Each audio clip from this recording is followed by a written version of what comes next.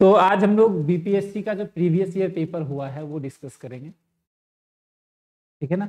आप लोग जो हमें यूट्यूब पे देखते हैं वो शेयर करते रहे, चैनल को सब्सक्राइब करते रहे, और जो हमसे लाइव क्लास में जुड़े हुए हैं वो तो ध्यान से देखिएगा। इसमें करना क्या है, जब भी हम सैम्पल पेपर डिस्कस करते हैं प्रीवियस, तो उसमें लिख लिया कीजिए कि किस चैप्टर से ज़्यादा पूछा है, माइक्रो से, मैक्रो से, इंडियन इकोनॉमी से। उससे क्या होगा कि आगे की तैयारी में सही रहेगा। तो आपको जैसे पता है कि आपका जो पहला पेपर था, जो इसमें देखिए 120 मार्क्स का पेपर था, जिसमें से आपका 1 से 40 तक का आपका कौन सा पेपर था, जीएस का पार्ट 1 था। और पार्ट 2 में जो था 41 से 120 तक का जो पेपर था, यानी 80 मार्क्स का जो था वो आपका इकोनॉमिक्स था। तो सर सिर्फ हम इकोनॉमिक्स डिस्कस करेंगे, जीएस डिस्कस नहीं करेंगे। और इकोनॉमिक्स में एनालाइज करेंगे कि हमारा पेपर कहाँ से, किस पार्ट से ज्यादा आता है। ठीक है ना।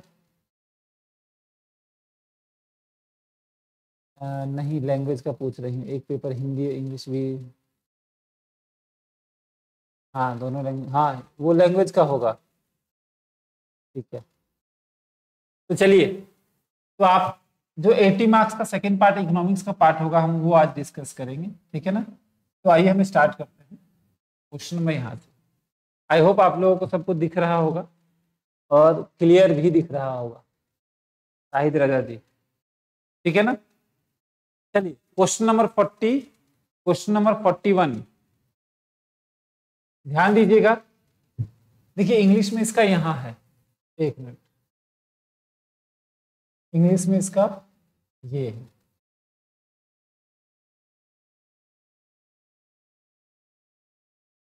हिंदी और इंग्लिश में दोनों है। तो फर्स्ट वाला क्वेश्चन जो है वो तो हम ऐसे डिस्कस कर लेंगे। देखिए आइए, पहला क्वेश्चन है इसका,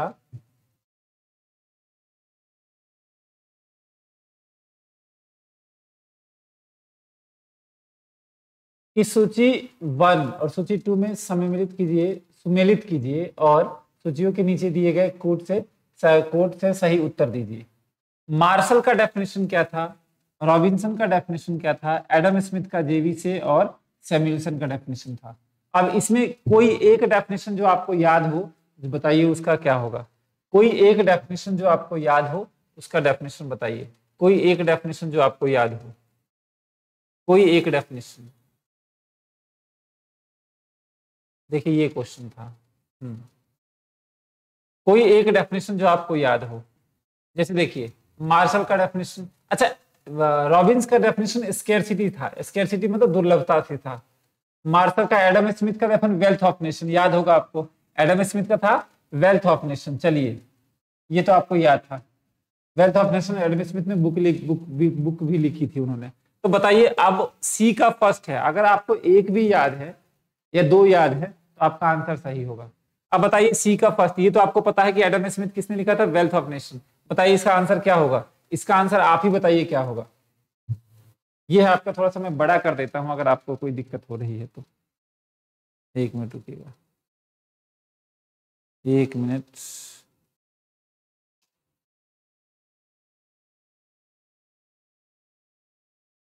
बताइए फर्स्ट का आंसर आप बता सकते हैं, फर्स्ट का आंसर क्या होगा। मैंने बता दिया सी का ए है, तो फर्स्ट का आंसर क्या होगा, सी होगा नेहा जी। तो ये आप समझ लीजिएगा, अगर आपको एक भी पता है तो आप मैच कर सकते हैं। एडम स्मिथ ने वेल्थ ऑफ नेशन बुक लिखी थी कब, 1776 में, याद होगा आपको, 1776 में। ठीक है, इसका आंसर क्या होगा, इसका आंसर सी आ जाएगा। तो सी करेक्ट आंसर है इसका। अब देखिए ये टॉपिक कहां से पूछा हुआ है, तो ये पूछा हुआ है व्यष्टि अर्थशास्त्र। ध्यान रखिएगा ये सब बेसिक चीजें हैं, व्यष्टि अर्थशास्त्र पूछा हुआ है, व्यष्टि अर्थशास्त्र। तो आप लिखते जाइएगा कि किस किस चैप्टर से, कौन कौन से बुक से क्या क्या पूछा हुआ है। तो आप लिख लीजिएगा कि पहला क्वेश्चन जो है वो किससे पूछा हुआ है, माइक्रो से, माइक्रो से पूछा हुआ है। ठीक है ना, डेफिनेशन से पूछा हुआ है, माइक्रो के डेफिनेशन से पूछा हुआ है। ठीक है, तो ये ध्यान रखिएगा, माइक्रो के डेफिनेशन से पूछा हुआ है। उसके बाद देखिए जब क्वेश्चन यहाँ दिख ही रहा है तो हम आगे पीछे करते रहेंगे, कोई दिक्कत नहीं है। अब जैसे देखिए क्वेश्चन नंबर 41 है, नेक्स्ट है क्वेश्चन नंबर 42। थोड़ा सा बड़ा कर दीजिए इसको, ठीक है। ये लीजिए क्वेश्चन नंबर 42 देखिए, कहता है मूल्य में कमी होने के बाद भी अगर मांग में परिवर्तन नहीं हो रहा हो, याद कीजिए मांग में परिवर्तन, ईडी का फॉर्मूला क्या होता था, मूल्य में कमी हो गई यानी मूल्य में परिवर्तन हुआ, मान लीजिए कुछ 10% परिवर्तन हुआ, तो मांग में परिवर्तन नहीं हो रहा है, तो मांग में कोई परिवर्तन नहीं हो रहा है 0%, तो ईडी कितना आएगा, 0 आएगा। बताइए 0 जब होता है तो उसे क्या बोलते हैं, पूर्णतः बेलोचदार, बेलोचदार। बताइए यहां तक कोई दिक्कत, इसका आंसर क्या होगा, इसका आंसर होगा सविता जी सी, सविता जी अच्छा वो पहले का बोल रहे होंगे, तो सॉरी इसका आंसर आ जाएगा हमारा ए। 42 का आंसर क्या आ जाएगा, 42 का आंसर ये ए आ जाएगा। तो आप अपने बुक में लिख लीजिएगा, ये भी किसका क्वेश्चन है, माइक्रो का, तो लिख लीजिएगा माइक्रो और यानी व्यष्टि अर्थशास्त्र और ब्रैकेट में लिख लीजिए मांग की लोच, यानी मांग के चैप्टर से पूछा हुआ है। तो क्या करना है आपको, पहले में लिखना है कि माइक्रो का है, माइक्रो का है और डेफिनेशन से है। सेकंड किसका है, ये भी माइक्रो का है, माइक्रो का किस चैप्टर से पूछा हुआ है, theory of demand, theory of sorry मतलब डिमांड लिख दीजिएगा, क्योंकि डिमांड जो है इसी में आता है इलास्टिसिटी ऑफ डिमांड, मांग की लोच, इलास्टिसिटी यानी मांग की लोच से क्वेश्चन सेकंड पूछा हुआ है। और अभी आज हम लोग जब पूरा डिस्कस करेंगे तो हम पूरे हर क्वेश्चन के आगे लिख लेंगे कि किस चैप्टर से पूछा हुआ है। फिर आप लास्ट में जाके क्या कीजिए, एनालाइज कीजिए, आप लिख लीजिए कॉपी पे नोटबुक पे कि ये माइक्रो का क्वेश्चन मांग की लोच, ऐसे लिख लीजिए, उससे क्या होगा आपको आगे जो है ना तैयारी करने में इजी रहेगा। तो सेकंड क्वेश्चन मांग की लोच हो गया, तो क्या होगा मांग की लोच यानी माइक्रो से क्वेश्चन पूछा हुआ है। 2 क्वेश्चन हो गए आपके। आइए तीसरा क्वेश्चन जो है 43 वो देख लेते हैं। कहता है अर्थशास्त्र कला और विज्ञान के रूप में एक दूसरे से, यानी अर्थशास्त्र कला और विज्ञान के रूप में एक दूसरे से पूरक है, यानी इकोनॉमिक्स क्या है, आर्ट एंड साइंस है, जिसको हम क्या एक दूसरे के कॉम्प्लीमेंट है, क्या है यानी इकोनॉमिक्स क्या है, आर्ट और साइंस है। तो बताओ किसने डेफिनेशन दिया था इसका, माइक्रो। तो ये भी क्या है, ये भी ध्यान रखिएगा माइक्रो का डेफिनेशन से ही है, माइक्रो बुक लीजिएगा तो ये इकोनॉमिक्स के डेफिनेशन से ही है, इकोनॉमिक्स का डेफिनेशन। तो ये आपको माइक्रो की बुक में मिल जाएगा डेफिनेशन, यानी वेस्टी की बुक में मिल जाएगा। ठीक है, 11th-12th की चीजें हैं ये सब 11th-12th की चीजें हैं। बताइए इसका आंसर क्या होगा, ये किसका डेफिनेशन दिया हुआ है। देखिए कॉम्प्लीमेंट्री, जब पूरक की बात करें, जब भी कॉम्प्लीमेंट की बात करें तो ये कोसा का डेफिनेशन है, कॉम्प्लीमेंट, कॉम्प्लीमेंट। ठीक है ना, पूरक की बात करें तो ये कोसा का डेफिनेशन है। मैं आपको बताऊं अगर सिर्फ यही लिखा होता economics is art of economics is science of wealth, science of wealth एक जेबीसी का डेफिनेशन है, लेकिन यहाँ पे कह रहा है कॉम्प्लीमेंट है, आर्ट और साइंस एक दूसरे की कॉम्प्लीमेंट है इकोनॉमिक्स, तो वो डेफिनेशन किसका है, कोसा का डेफिनेशन है। तो माइक्रो के डेफिनेशन का पार्ट में जो है ये आपको मिल जाएगा। लेकिन मैं आपको ये बता दूं ये माइक्रो का ही पार्ट है, लेकिन ये ग्रेजुएशन लेवल का है, ग्रेजुएशन लेवल। मैं लिख देता हूं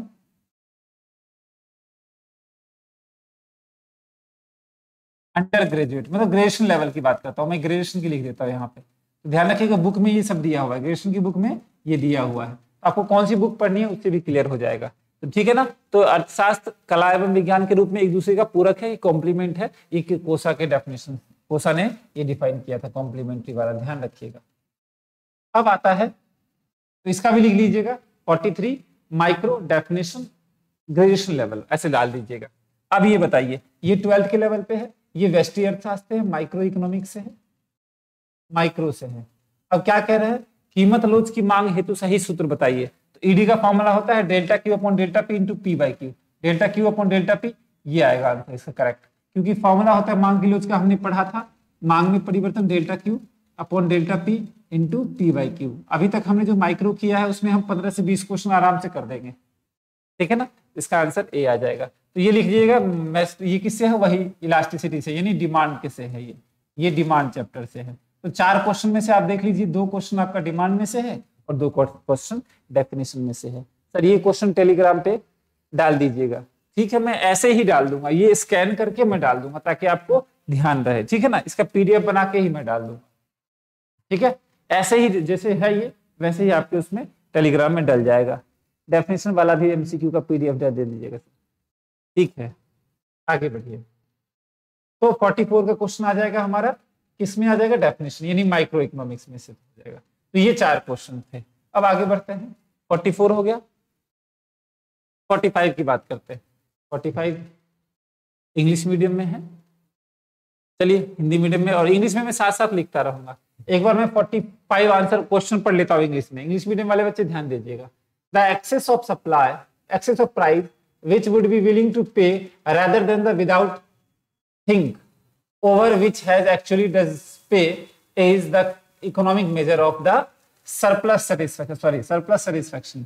It may be called the consumer surplus. This is defined. ये किसने डिफाइन किया था, ये किसने डिफाइन किया था? तो देखिए, ये हिंदी में पढ़ लिया, इंग्लिश में पढ़ लिया, मार्शल, पिग्यू, रॉबिन्सन। अब इंग्लिश में चलते हैं, हिंदी में चलते हैं। हिंदी में कहता है किसी वस्तु के उपभोग से वंचित रहने के बजाय उपभोक्ता की कीमत देने के लिए तत्पर है। तो देखिए, कंज्यूमर सरप्लस यानी उत्पादक अधिशेष, सॉरी कहाँ गया, तो मैं आपको बताता हूं, उपभोक्ता बचत, उपभोक्ता बचत, उपभोक्ता बचत को बोलते हैं कंज्यूमर सरप्लस। ध्यान दीजिएगा, कंज्यूमर सरप्लस। इसका एक फॉर्मूला होता है, इसका फॉर्मूला होता है व्हाट कंज्यूमर विलिंग टू पे, व्हाट कंज्यूमर विलिंग टू पे, विलिंग टू पे माइनस एक्चुअल पे, एक्चुअल पे, एक्चुअल पे, यानी वास्तव में कितना पे करने के लिए तत्पर है, कीमत देने के लिए तत्पर, देने के लिए तत्पर, माइनस वास्तविक भुगतान, आपने वास्तविक में कितना भुगतान किया। ये उपभोक्ता संतुलन का, उपभोक्ता बचत का वो फॉर्मूला है, वास्तविक भुगतान। और ये डेफिनेशन दिया था किसने, ये डेफिनेशन मार्शल ने दिया था। इसका करेक्ट आंसर आ जाएगा मार्शल। तो 45 का आंसर क्या आ जाएगा, मार्शल आ जाएगा। सर ये किस में से है, ये माइक्रो में से है, ये आपके 11-12 में से नहीं मिलेगा, ये ग्रेजुएशन लेवल पे है, ग्रेजुएशन लेवल की बात कर रहा है ये, ठीक है। तो आपको क्या करना है, ग्रेजुएशन लेवल की भी बुक माइक्रो की ले लेनी है, कुछ नहीं करना है, माइक्रो की ले लीजिए और मैक्रो की ले लीजिए ग्रेजुएशन लेवल पे, तो आपका काम हो जाएगा। आगे बढ़ते हैं,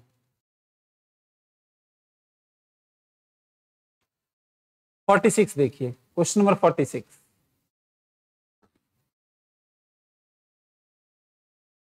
क्वेश्चन नंबर 46, क्वेश्चन नंबर 46 क्या कहता है, कहता है उपभोक्ता न केवल आर्थिक क्रियाओं का प्रारंभ बिंदु है बल्कि अंतिम बिंदु है। इस प्रकार आर्थिक क्रियाओं का सही क्रम क्या होगा।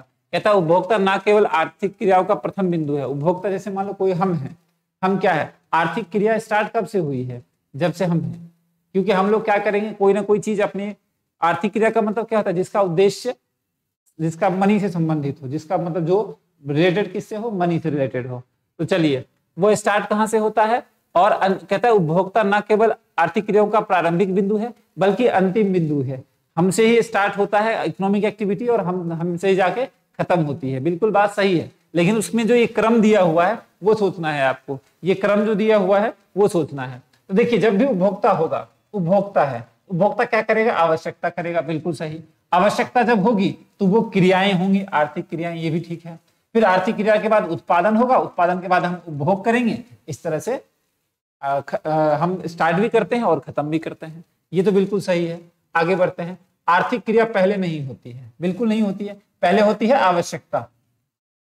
पहले आवश्यकता होगी तब आर्थिक क्रिया होगी, पहले आवश्यकता होगी तब आर्थिक क्रिया होगी। सर एक एग्जांपल बताइए, मुझे जरूरत थी, मैंने बैच लॉन्च कर दिया बीपीएससी का, यानी आवश्यकता सबसे पहले, फिर आर्थिक क्रिया, फिर उत्पादन, फिर उस पैसे का यूज करेंगे, उपभोग करेंगे। समझ रहे हैं, एक एग्जांपल दिया, बाकी आप लोगों से कोई ऐसा कुछ नहीं है, मेरा मोटिव उतना पैसा कमाना नहीं है।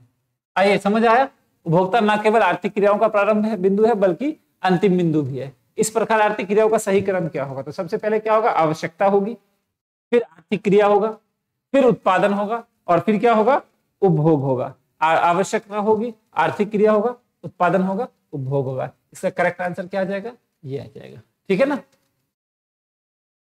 तो ये वेस्टी में ही है, आप थोड़ा सा डेफिनेशन पढ़िएगा तो आप आ जाएगा समझ, ये वेस्टी का ही है, माइक्रो का ही पार्ट है। ठीक है ना। वैसे ये चीजें आपको स्टैटिस्टिक में भी मिल जाएगी, स्टैटिस्टिक में भी मिल जाएगा, ठीक है ना, दोनों बुकों में दिया हुआ है ये एनसीईआरटी में। हाँ सर, आगे बढ़ते हैं। 47 क्वेश्चन देखिए,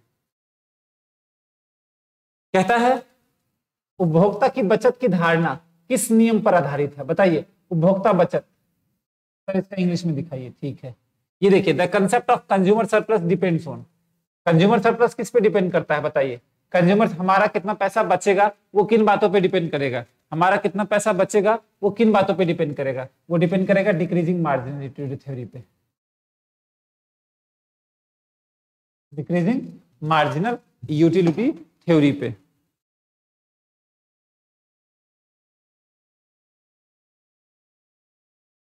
डिक्रीजिंग मार्जिनलिटी थ्योरी, आप किसी चीज को कम यूज करिए, आपका पैसा बचता रहेगा। जैसे आप लोग, कई लोगों की जरूरत है लेकिन क्लास नहीं ले रहे क्योंकि पैसा खर्च होगा, तो उनका बच जाएगा, कंज्यूमर सरप्लस होगा, क्या दिक्कत है, ठीक है ना, कंज्यूमर सरप्लस हो जाएगा। यानी आर्थिक उपभोक्ता की बचत की धारणा किस नियम पर आधारित है, तो सीमांत तुष्टिगुण ह्रास नियम, यानी सीमांत उपयोगिता ह्रास नियम, ठीक है ना, सीमांत मार्जिनल यूटिलिटी थ्योरी, ठीक है। तो ये आ जाएगा इसका करेक्ट आंसर, ठीक है। तो ये किस चैप्टर में से है, ये माइक्रो में से, ये माइक्रो में से, ये वेस्टी में से है, ठीक है। वेस्टी में उपयोगिता में है, यूटिलिटी वाला कम, उपभोक्ता संतुलन में पढ़िएगा आप, उपभोक्ता संतुलन वाले चैप्टर में आप आराम से पढ़ सकते हैं। संतुलन डीप है, थोड़ा सा घुमा के पूछता है, एस्टेट का लेवल नहीं है बीपीएससी, बीपीएससी में चीजें वही हैं लेकिन आपसे पूछेगा घुमा के। चलिए आगे क्वेश्चन पढ़ते हैं। सर एक ऑप्शन नहीं दिख रहा है इसका, ये लीजिए। उत्पत्ति की अन्य साधनों की इकाइयों को स्थिर रखकर किसी एक साधन की इकाइयों में वृद्धि किया जाता है, तो याद कीजिए, उत्पत्ति की अन्य साधनों की इकाइयों को स्थिर रखकर किसी एक साधन की इकाइयों की मात्रा में वृद्धि की जाए तो यह सीमा के पश्चात उस इकाई में प्राप्त होने वाली उपज घटने लग जाती है। यह परिभाषा किसने दिया, यह है law of variable proportion, law of variable proportion, law of variable proportion, law of variable proportion, इसे बोलते हैं प्रतिफल के नियम, प्रतिफल के नियम। और प्रतिफल के नियम आपको पता है कहाँ मिलता है, प्रतिफल के नियम किस बुक में है, यह है माइक्रो में, ठीक है, यह है माइक्रो में। तो बताइए किसका डेफिनेशन है,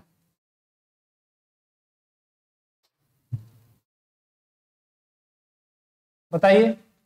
रॉबिन्सन का बिल्कुल नहीं, टिटलर का नहीं, कीन्स का भी नहीं है ये, ठीक है ना। तो इसका आंसर जो आ जाएगा उपयुक्त में से कोई नहीं। तो आप जाइएगा, क्या करना है,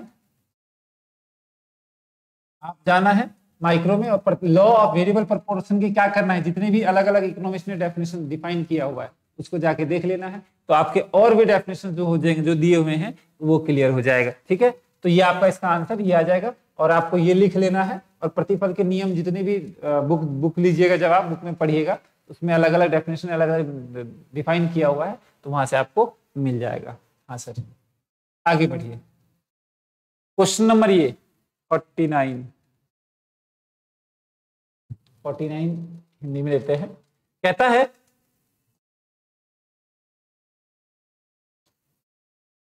पूर्ण प्रतियोगिता तब पाई जाती है जब प्रत्येक उत्पादक की उपज के लिए मांग पूर्णतः बेरोजगार होती है। अच्छा, मांग पूर्णतः बेरोजगार, पूर्णतः रोजगार मतलब ऐसे ARMR, बिल्कुल सही है। आगे बढ़ते हैं।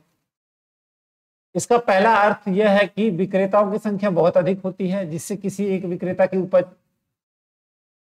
उस वस्तु की कुल उपज का एक बहुत ही थोड़ा भाग होता है। और दूसरा यह है किसी भी विक्रेता प्रतियोगिता के बीच चुनाव करने के लिए दृष्टि से समान होते हैं, ठीक है ना, समान होते हैं, जिससे बाजार पूर्ण हो जाता है। यह परिभाषा किसके द्वारा दी गई थी, मैं साइड हट जाता हूं, कई बच्चे बोलते सर आप बीच में जाते हैं। अब बताइए यह परिभाषा किसके द्वारा दी गई थी, ये रॉबिन्सन की थी ही, लेकिन आप देखिए ये है आपका किससे, ये है आपका बाजार से, और बाजार में आपको 11-12 में नहीं मिलेगा ये, ठीक है ना। 11-12 की जो सॉरी जो आपकी माइक्रो की बुक है, माइक्रो यानी वेस्टी, और वेस्टी की बुक में मिलेगी आपको, लेकिन ये ग्रेजुएशन लेवल की बुक में मिलेगी, ये मिलेगी आपको ग्रेजुएशन लेवल की बुक में। तो इसलिए ग्रेजुएशन लेवल की एक बुक आती है वेस्टी का सिद्धांत, वेस्टी का सिद्धांत ग्रेजुएशन लेवल पे, तो आप देख लीजिएगा वेस्टी का सिद्धांत ग्रेजुएशन लेवल पे वो ले लीजिएगा एक, ठीक है ना, उससे आपका क्लियर हो जाएगा। अगर ये सब इतना डिटेल या एनसीईआरटी को थोड़ा सा डिटेल पढ़िएगा तब आपको मिलेगा ये। इसका आंसर क्या आ जाएगा, इसका आंसर रॉबिन्सन आ जाएगा। 49 का क्या आ जाएगा, बी आ जाएगा। चलिए अब 50 देख लेते हैं। 50 क्वेश्चन, मांग की आड़ी लोच। मैंने आपको बताया था आड़ी लोच का मतलब क्रॉस इलास्टिसिटी। क्रॉस इलास्टिसिटी को किसने डिफाइन किया था, याद कीजिए। क्रॉस इलास्टिसिटी को किसने डिफाइन किया था, बताया था मैंने, बताइए फटाफट। क्रॉस इलास्टिसिटी को किसने डिफाइन किया था, मोरे ने। विकास जी वेरी गुड, प्रोफेसर मूर ने, ठीक है ना, मोरे बोलते हैं उसको, ठीक है ना। तो ये आ जाएगा आपका, इसका करेक्ट आंसर आ जाएगा ये। मैंने अब क्लास में भी करवाया हुआ है, ये क्लास में भी बताया था आपको, ठीक है। तो इसका आंसर ये आ जाएगा। आगे बढ़ते हैं। 51 की बात करते हैं। देखिए 51 सीधी रेखा। अब ये क्वेश्चन देखिए, कहता है सीधी रेखा, सीधी मांग रेखा होने पर बावजूद भी ईडी इक्वल्स टू 1। अब देखिए मांग वक्र ऐसे होता है, ठीक है ना। याद कीजिए क्या कह रहा है, सीधी मांग रेखा होने पर बिंदु की लोच ईडी इक्वल कब होता है, जब बीच में कट कर रहा हो। याद कीजिए ईडी का क्वेश्चन है ये वेस्टी का क्वेश्चन है, वेस्टी का क्वेश्चन है, मांग वाला क्वेश्चन है। वेस्टी का क्वेश्चन है मांग के चैप्टर में, मांग की लोच का क्वेश्चन है, मांग की लोच। इलास्टिसिटी ऑफ डिमांड का क्वेश्चन है, इलास्टिसिटी का क्वेश्चन है, ठीक है। तो बताइए किसका आंसर क्या होगा, इसका आंसर बताइए।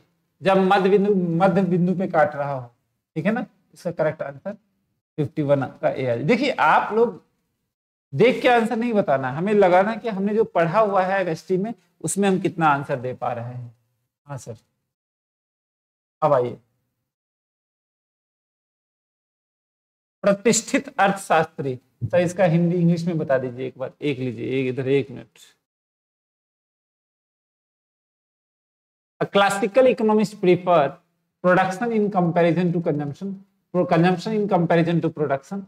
Consumption and production both are good for the nation. More than one of the above, none of the above. ठीक है ना। अब हिंदी में आ जाते हैं। क्वेश्चन कह रहा है प्रतिष्ठित अर्थशास्त्री, 52 का क्वेश्चन 52 है। प्रतिष्ठित अर्थशास्त्री उत्पादन को उपभोग के मुकाबले अधिक महत्व देते हैं। उपभोग को उत्पादन के हिसाब से महत्व देते। ये मॉडर्न का है, ये मॉडर्न का है, ये क्लासिकल थ्योरी है, ये क्लासिकल थ्योरी है, क्लासिकल। तो ये क्लासिकल, प्रतिष्ठित अर्थशास्त्री वही हो गया, क्लासिकल ही हो गया। तो क्लासिकल थ्योरी कहता है उत्पादन को उपभोग के मुकाबले अधिक महत्व दिया गया है। इसका करेक्ट आंसर ये आएगा। ये मॉडर्न थ्योरी के हिसाब से है और दोनों नहीं, ये नहीं आएगा। तो इसका आंसर करेक्ट ए आएगा। यानी प्रतिष्ठित यानी क्लासिकल थ्योरी, परंपरागत सिद्धांत जो था अर्थशास्त्र का, वो कहता था उत्पादन को ज्यादा उपभोग पे दिया गया, क्योंकि क्लासिकल थ्योरी कहता है supply creates its own demand. जब आप सप्लाई करते हैं तो मांग अपने आप होती है, जब आप कोई चीज पूर्ति करते हैं तो मांग अपने आप हो जाएगी, ठीक है ना। ये कहना था उनका, तो उत्पादन पे ज्यादा बल दिया गया। चलिए इसका करेक्ट आंसर आ जाएगा आपका ए। आगे बढ़ते हैं, ठीक है। नेक्स्ट क्वेश्चन है हमारा 53। Monopolist form will be equilibrium. चलिए यहाँ पे ये बाजार से है, ये कहां से है, ये चैप्टर जो है, ये टॉपिक बाजार से है, ये मार्केट से है, बाजार। बाजार और बाजार किस बुक में है, वो है आपका माइक्रो में। ध्यान दीजिएगा, माइक्रो 12th क्लास, पता नहीं 11th 12th में है ये, 11th 12th से पूछ रहा है ये, ठीक है ना। 11th 12th 53 क्वेश्चन का। चलिए, तो साम्य की स्थिति कब होती है, साम्य एकाधिकार तब होता है जब हमारा MR इक्वल्स टू MC हो, जब हमारा MR इक्वल्स टू MC हो। साम्य तब होता है जब हमारा MC हो, लेकिन प्राइस इक्वल नहीं होता, क्योंकि एकाधिकार में क्या होता है, एकाधिकार में कीमत विभेद होता है। एकाधिकार में क्या होता है, कीमत विभेद होता है। तो कीमत विभेद के कारण ये MR equals to MC equals to P, ये होता है पूर्ण प्रतियोगिता बाजार में, पूर्ण प्रतियोगिता बाजार में, ठीक है ना। ये होगा नहीं, इसका करेक्ट आंसर ये होगा, क्योंकि कीमत विभेद में हम प्रॉफिट ज्यादा चार्ज करके संतुलन में रहते हैं। MR इक्वल्स टू MC तो होगा ही होगा, हर बाजार में MR इक्वल्स टू MC संतुलन होता है। लेकिन एकाधिकार में क्योंकि कीमत विभेद होता है, तो वो प्राइस अलग अलग प्राइस है, हायर प्राइस चार्ज करता है, अधिक प्राइस चार्ज करता है, तो प्राइस ज्यादा होगा MR इक्वल्स टू MC। ये करेक्ट आंसर इसका हो जाएगा, ठीक है ना। तो ये बाजार का क्वेश्चन है 53। ठीक है ना। 54। नेक्स्ट क्वेश्चन देखिए।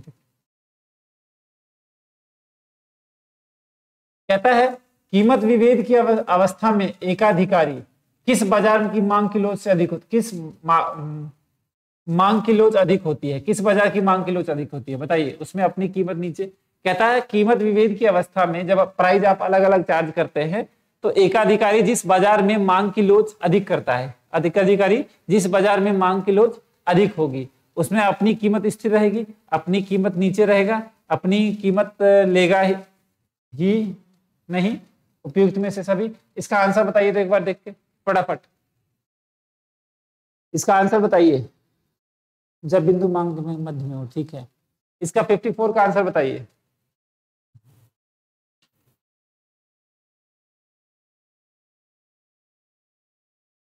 कहता है कीमत विभेद की अवस्था में एकाधिकारी जिस बाजार में मांग की लोच अधिक होती है, बताइए इसका आंसर क्या होगा।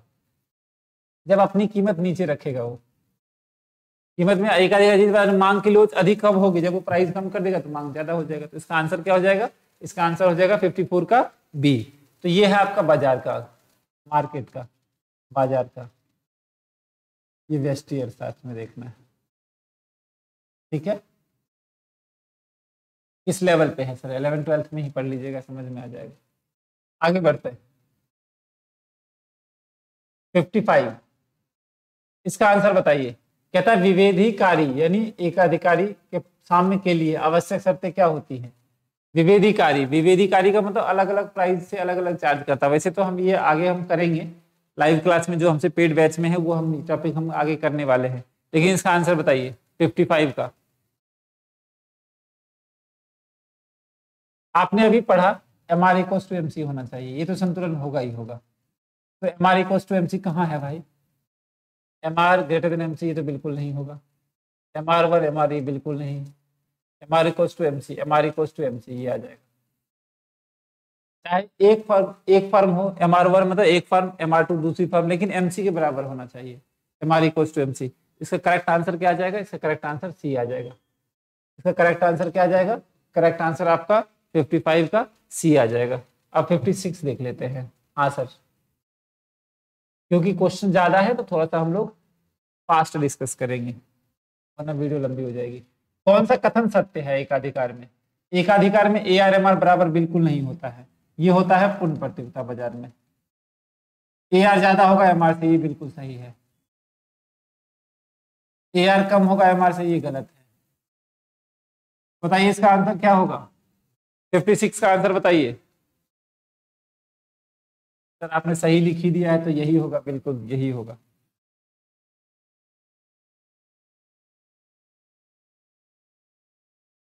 चलिए 57, पूर्ण प्रतियोगिता के अंतर्गत सभी फर्में, पूर्ण प्रतियोगिता में क्या होता है, ये बाजार का क्वेश्चन है। देख लीजिए, ये भी मार्केट का क्वेश्चन है, ये भी बाजार का क्वेश्चन है। ये लिखते रहें आप साथ में, ताकि आप लोगों को सही लगे कि आप किस तरह से आगे की तैयारी कर सकते हैं। वेस्टी का है, ये भी वेस्टी का है।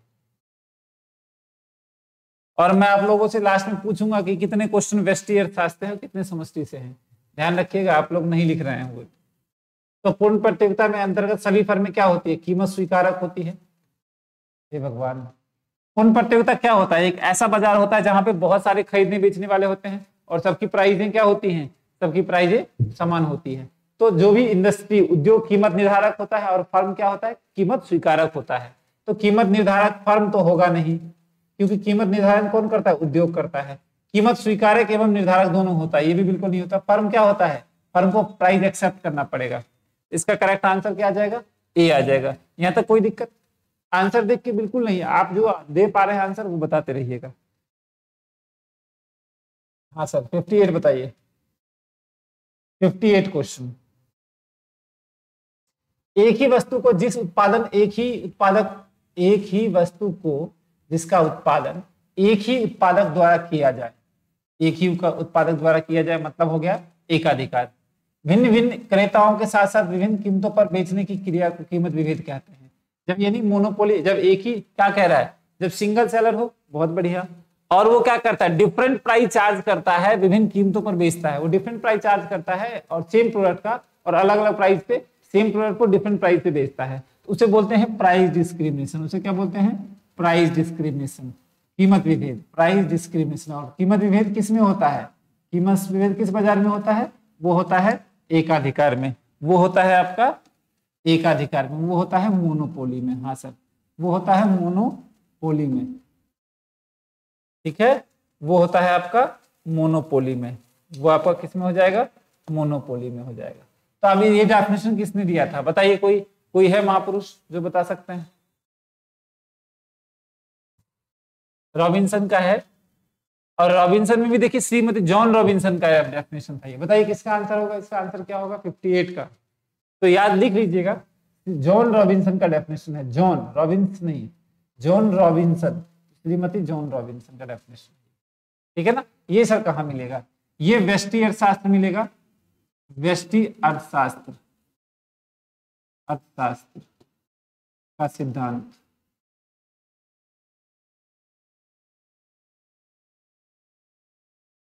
सिद्धांत एक बुक आती है ग्रेजुएशन लेवल पे, आप सर्च कीजिएगा प्रिंसिपल ऑफ माइक्रो इकोनॉमिक्स, ठीक है ना, तो उसमें आ जाएगा। प्रिंसिपल ऑफ मैक्रो भी है, तो दोनों अगर आप थोड़ा सा डेफिनेशन पे डिटेल पढ़ना चाहते हैं तो उसमें मिल जाएगा, ठीक है।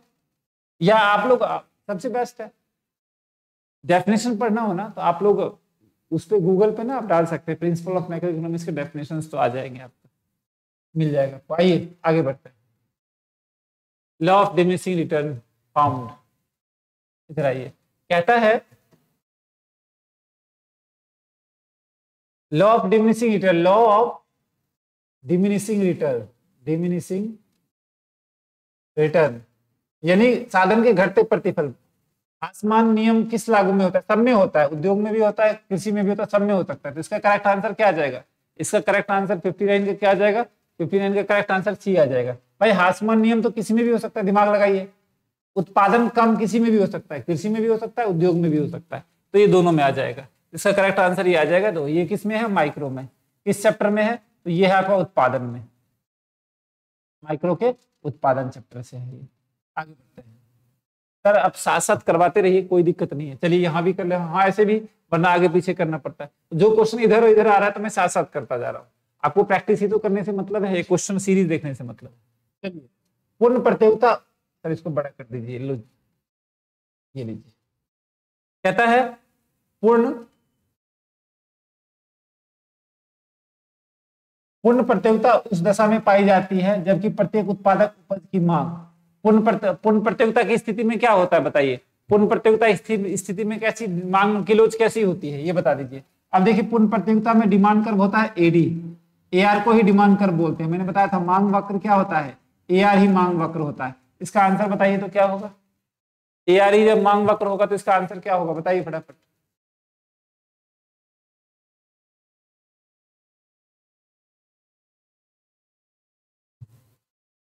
ये क्या है? ये पूर्णतः लोचदार है, देख रहे हैं, पूछ वही रहा है, पूछ पूर्णतः लोचदार ही रहा है। सीटेट में सिर्फ इतना है डिफरेंस इसमें कि बोलेगा पूर्णतः लोचदार का डायग्राम कैसे बनता है, या पूर्णतः जब ये हो तो पूर्णतः लोचदार होगा। लेकिन यहाँ पे क्वेश्चन पूछ पूर्णतः लोचदार ही रहा है, लेकिन कितना घुमा के पूछ, देख रहे हैं। तो ये जब आप कंसेप्चुअल क्लियरिटी होगी आपकी तभी आप कर पाएंगे। हाँ सर, और ये तभी होगा जब आप प्रैक्टिस करेंगे, बार बार वीडियो देखते रहिए और बार बार जो आपने नोट्स बनाया उसको पढ़ते रहिए।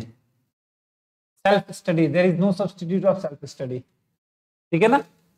आप जो खुद पढ़ते हैं उसका कोई सब्स्टिट्यूट नहीं है, कोई प्रतिस्थापन नहीं है।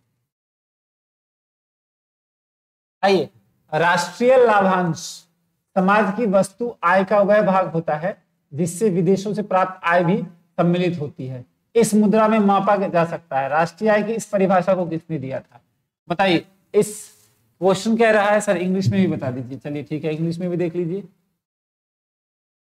एक मिनट में थोड़ा सा इंग्लिश मीडियम वाले बच्चों के लिए दिखा देता हूं।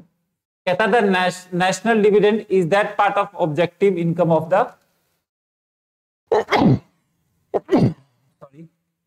community including of the course income derived from the abroad which can be measured in money। जब बाहर से पैसा आता है उसको भी मेजर कर सकते हैं। Who has given this definition of the national income? ये नेशनल इनकम का डेफिनेशन किसका दिया हुआ है? क्वेश्चन नंबर 62 बताइए। ये डेफिनेशन पीग्यू का दिया हुआ है। अरे ये डेफिनेशन किसका दिया हुआ है? ये डेफिनेशन पीक्यू का दिया हुआ है।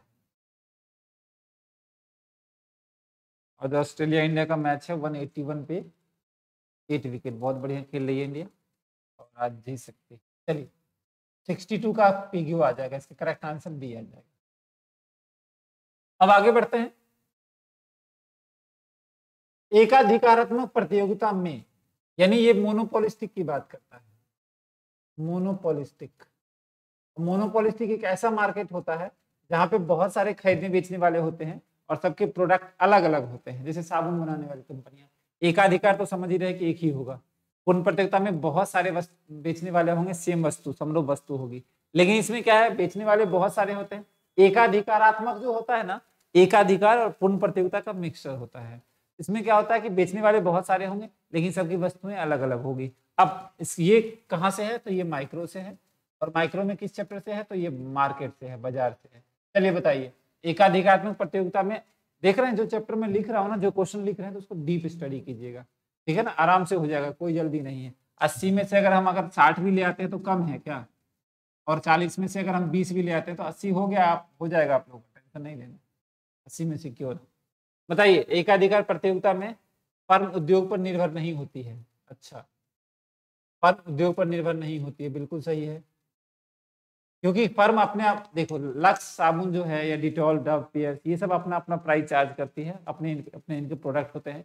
कोई भी दूसरा उद्योग कीमत निर्धारित करके नहीं देता है, तो ये बिल्कुल सही है। और आगे बताइए, उद्योग द्वारा निश्चित, उद्योग, क्वेश्चन नंबर 60 जो है, उद्योग द्वारा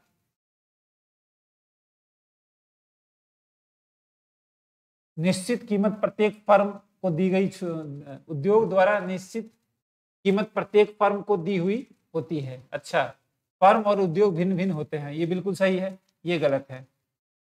उपयुक्त में से एक से अधिक, अच्छा, और उपयुक्त में से कोई नहीं। बताइए इसका आंसर क्या आ जाएगा 60 का? एकाधिकार प्रतियोगिता में फर्म उद्योग पर निर्भर नहीं होती है। फर्म, एक मिनट, फर्म उद्योग पर निर्भर नहीं होती है। हिंदी में देख लेते हैं इसका इंग्लिश में क्या है। Under monopolistic firm do not depends on industry, ठीक है। Price determined by the industry is given to all the firms. Firm and industry are the different, more than one of the above, none of the above. Firm industry are the different, industry, ये सही है। Price determined by the industry is given to all the firms, ये गलत है, ठीक है। Firm do not depends on industry, firm depend पे industry पे डिपेंड नहीं होती है, क्योंकि इसमें क्या है, इंडस्ट्री तो कोई इनकी होती नहीं है, लेकिन प्राइस में ज्यादा डिफरेंस भी नहीं होता।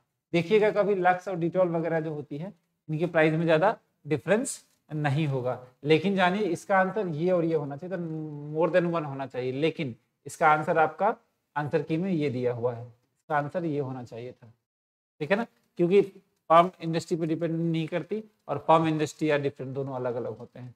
तो आंसर ये और ये सही है, तो मोर देन वन आना चाहिए, लेकिन आपके आंसर में ये दिया हुआ है। चलिए इसको एक बार चेक कर लीजिएगा, ठीक है। बीपीएससी का आंसर ये दिया हुआ है, जो कि गलत हो सकता है, ठीक है। आगे बढ़िए, नेक्स्ट,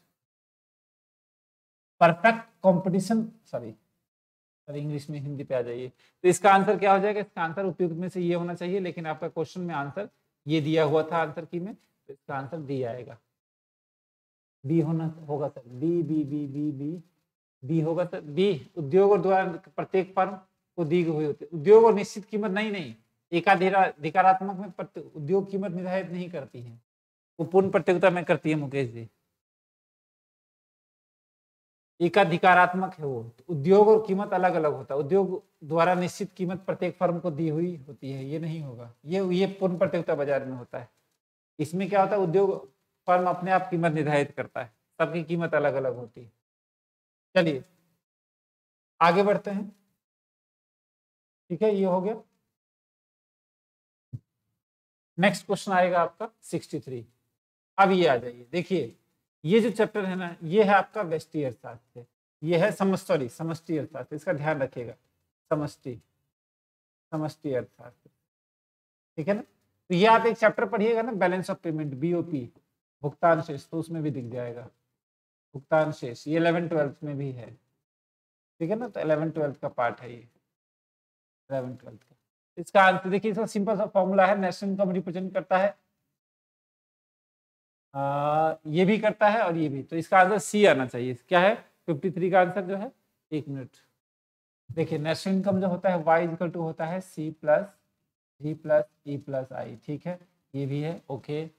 और y इक्वल टू है हमारा C plus S plus T, बिल्कुल सही है, 3 क्षेत्र में 4 क्षेत्र, ये दोनों आ जाएगा इसमें, नहीं ये भी आएगा, ये भी आएगा और ये, तो मोर देन 1 आ जाएगा इसका आंसर, ठीक है ना। तो इसका फॉर्मूला होता है, देखिए नेशनल इनकम 3 क्षेत्र, सॉरी एक होता है द्विक्षेत्र, यानी 2 सेक्टर, 3 सेक्टर और 4 सेक्टर।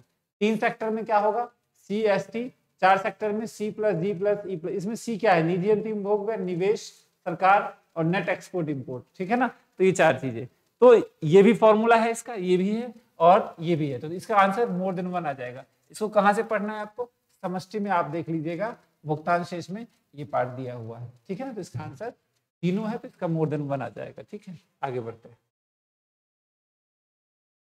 63 का दिया जाएगा सर, 66 भी देख ही लेते हैं साथ में, ठीक है सर, इंग्लिश में नहीं हिंदी में। आइए देखिए, राष्ट्रीय आय का जो प्रतिनिधित्व कौन करता है, तो ये और ये दोनों आ जाएगा, तो इसका आंसर जो है ना ये आएगा, तो ये तो होगा ही होगा क्योंकि दोनों इक्वल होते हैं, तो इसका आंसर डी आ जाएगा। कहता है यदि विक्रेताओं एवं क्रेताओं की संख्या अधिक नहीं है, वस्तुएं समरूप नहीं है, अच्छा एक रूप नहीं है, और क्रेता और विक्रेता को बाजार पूर्ण ज्ञान नहीं है, ऐसी स्थिति में कौन सा बाजार होता है, इसे एकाधिकारात्मक बोलते हैं, इसे बोलेंगे एकाधिकारात्मक, इसका एकाधिकारात्मक हो जाएगा, ये आ जाएगा। देखिए अधिक संख्या नहीं होती, समरूप वस्तु नहीं होती, समरूप वस्तु होता तो पूर्ण प्रतियोगिता होता, ये तो होगा नहीं, और क्रेताओं का एक विक्रेताओं का बाजार का पूर्ण ज्ञान नहीं होता, ये भी पूर्ण ज्ञान नहीं होगा, है ना। अब वस्तुएं समरूप नहीं होती क्योंकि अकेला रहेगा तो एक ही वस्तुएं होंगी, तो ये भी नहीं होगा, तो इसका आंसर ये आ जाएगा। एकाधिकारात्मक बाजार वह बाजार होता है जिसमें बहुत सारे खरीदने बेचने वाले होंगे और बहुत सारे खरीदने बेचने वाले होते हैं, ठीक है ना, मतलब होते हैं लेकिन बहुत ज्यादा नहीं, और सबकी वस्तुएं क्या होती है, वस्तुएं समरूप एक रूप नहीं होती, इसमें वस्तु विभेद होता है, ध्यान रखिएगा, वस्तु विभेद, समरूप वस्तु नहीं होती, तो वस्तु विभेद जहां होगा। और एकाधिकारात्मक में, एकाधिकार में क्या होता है, याद कीजिए, एकाधिकार में होता है कीमत विभेद, प्राइस डिस्क्रिमिनेशन, इसमें क्या होगा product differentiation, product differentiation, differentiation, इसका आंसर क्या आ जाएगा, ये आ जाएगा। चलिए आगे बढ़ते हैं।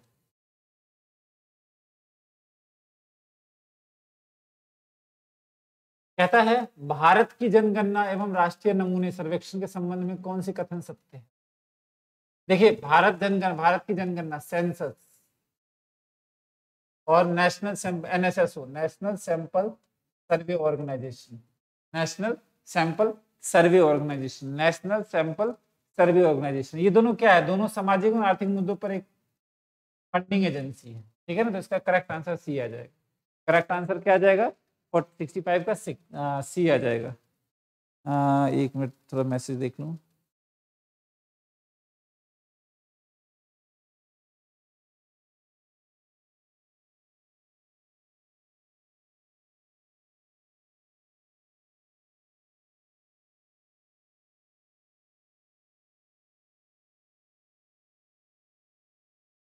ठीक है। इसका करेक्ट 67 का आंसर बताइए मुझे फटाफट।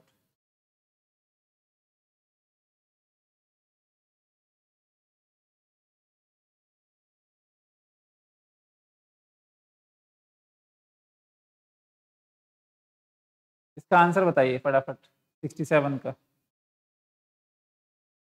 67 का आंसर बताइए। डेटा संग्रह में त्रुटियां उत्पन्न होती है, इंग्लिश में देख लीजिए एक बार, सॉरी एक मिनट,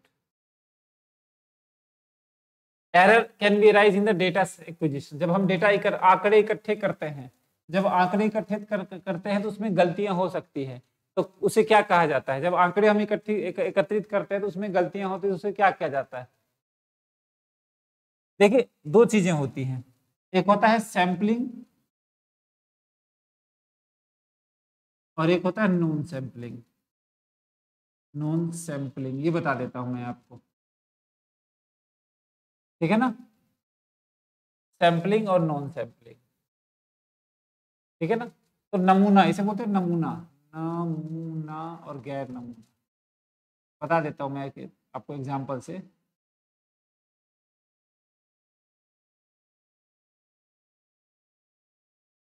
उन्हें क्या कहा जाता है, सैंपलिंग और नॉन सैंपलिंग में बताता हूँ क्या होता है। जैसे मान लीजिए आप चावल खरीदने जाते हैं, ठीक है ना, जब हम चावल खरीदने जाते हैं तो थोड़ा सा चावल लेते हैं, बोलते हैं हाँ ठीक है भेज देना 100 किलो 200 किलो, क्लियर है। इसे बोलते हैं सैंपलिंग मेथड। सैंपलिंग मेथड में हम थोड़ा सा डेटा लेते हैं, उसके बेसिस पे हम पूरा निकालते हैं, उसे बोलते हैं नमूना, ठीक है ना। और एक होता है गैर नमूना, कि वो उस सैंपलिंग से डिफरेंस नहीं आया, दूसरी कारणों की वजह से हुआ। तो जब हम डाटा एकत्रित करेंगे, ठीक है ना, डाटा एकत्रित करने में जो त्रुटियां होती है वो नॉन सैंपलिंग होगी। सैंपलिंग डाटा एकत्रित करने में अगर हाँ, अगर हमने सैंपल चुना उसमें कोई त्रुटियां आ रही तो नमूना वाला आ जाएगा। लेकिन हम जब डाटा इकट्ठा कर रहे हैं, आप लोगों के बारे में डाटा इकट्ठा कर रहे हैं, तो वो गैर सैंपलिंग है, ठीक है ना। तो इसका आंसर ये आ जाएगा, डाटा संग्रह त्रुटि बिल्कुल नहीं आएगा, गैर सैंपलिंग त्रुटि बोलते हैं उसको। यानी फिर से एक बार ध्यान दीजिएगा, error can be arise in the data acquisition is known as non sampling error। इसका आंसर क्या आ जाएगा 67 का, 67 का आंसर डी आ जाएगा। ये कहाँ है, हाँ सर ये सवाल, ये 11 12 का पार्ट है, ये मिलेगा आपको कलेक्शन ऑफ डेटा में, आंकड़ों का संकलन, collection of data, collection of data, आंकड़ों का संकलन, आंकड़ों का संकलन में मिलेगा, ठीक है ना। स्टैटिस्टिक में, सांख्यिकी में, स्टैटिस्टिक, सांख्यिकी,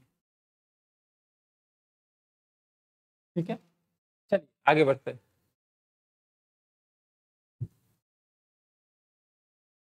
which of the following is the assessment of national income. National income का फॉर्मूला क्या होता है, नेशनल इनकम देखिए, which of the following statement is true, कौन सा ट्रू है। तो जब हम नेशनल इनकम करेंगे तो आपको समझ में आ जाएगा, N equals to G minus depreciation, ये बिल्कुल सही है। N equals to G plus depreciation बिल्कुल गलत है, जी से G equals to N minus depreciation ये नहीं होगा, N equals to G minus depreciation, G equals to N minus, correct answer A है। जब हम इसको करेंगे ना तो आपको समझ में आ जाएगा कि ये फॉर्मूला बना कैसे है। और अगर आपको ये चीजें सीखनी है ना कि कैसे सीखना हो, और आपको अभी सीखनी है, आप जाइएगा मेरे यूट्यूब चैनल पे, सबसे पहला वाला वीडियो देख लीजिएगा। आज से 5 साल 4-5 साल पहले मैंने बिल्कुल छोटी छोटी चीजें बताई थी मैंने, या मैं आपको आज ग्रुप में शेयर कर दूंगा, बहुत पुरानी वीडियो है मेरी वो, 5 साल जब यूट्यूब पे मैंने स्टार्ट किया था।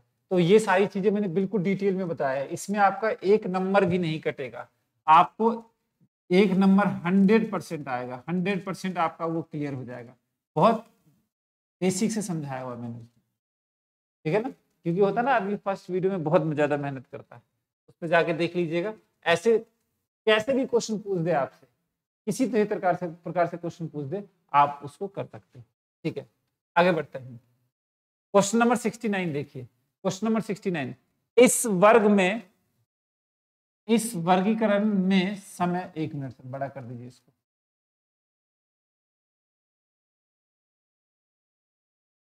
इस वर्ग, एक मिनट,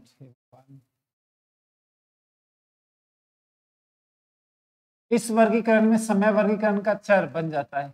इस वर्गीकरण में समय वर्गीकरण का, देखो समय के हिसाब से अगर आप किसी चीज को बांटते हैं बन जाता है, और डेटा को समय के अनुसार वर्गीकृत किया जाता है, उसे कहते हैं। समय के हिसाब से जब वर्गीकृत करेंगे तो उसे टाइम के हिसाब से करेंगे तो इंग्लिश में उसको बोलते हैं क्रोनोलॉजिकल। एरिया के हिसाब से करेंगे, किसी भी आंकड़े को 5 तरह से वर्गीकृत किया जाता है, मैं आपको बता देता हूं। अगर एरिया के हिसाब से करेंगे, एरिया के हिसाब से उसको बोलते हैं ज्योग्राफिकल, ज्योग्राफिकल।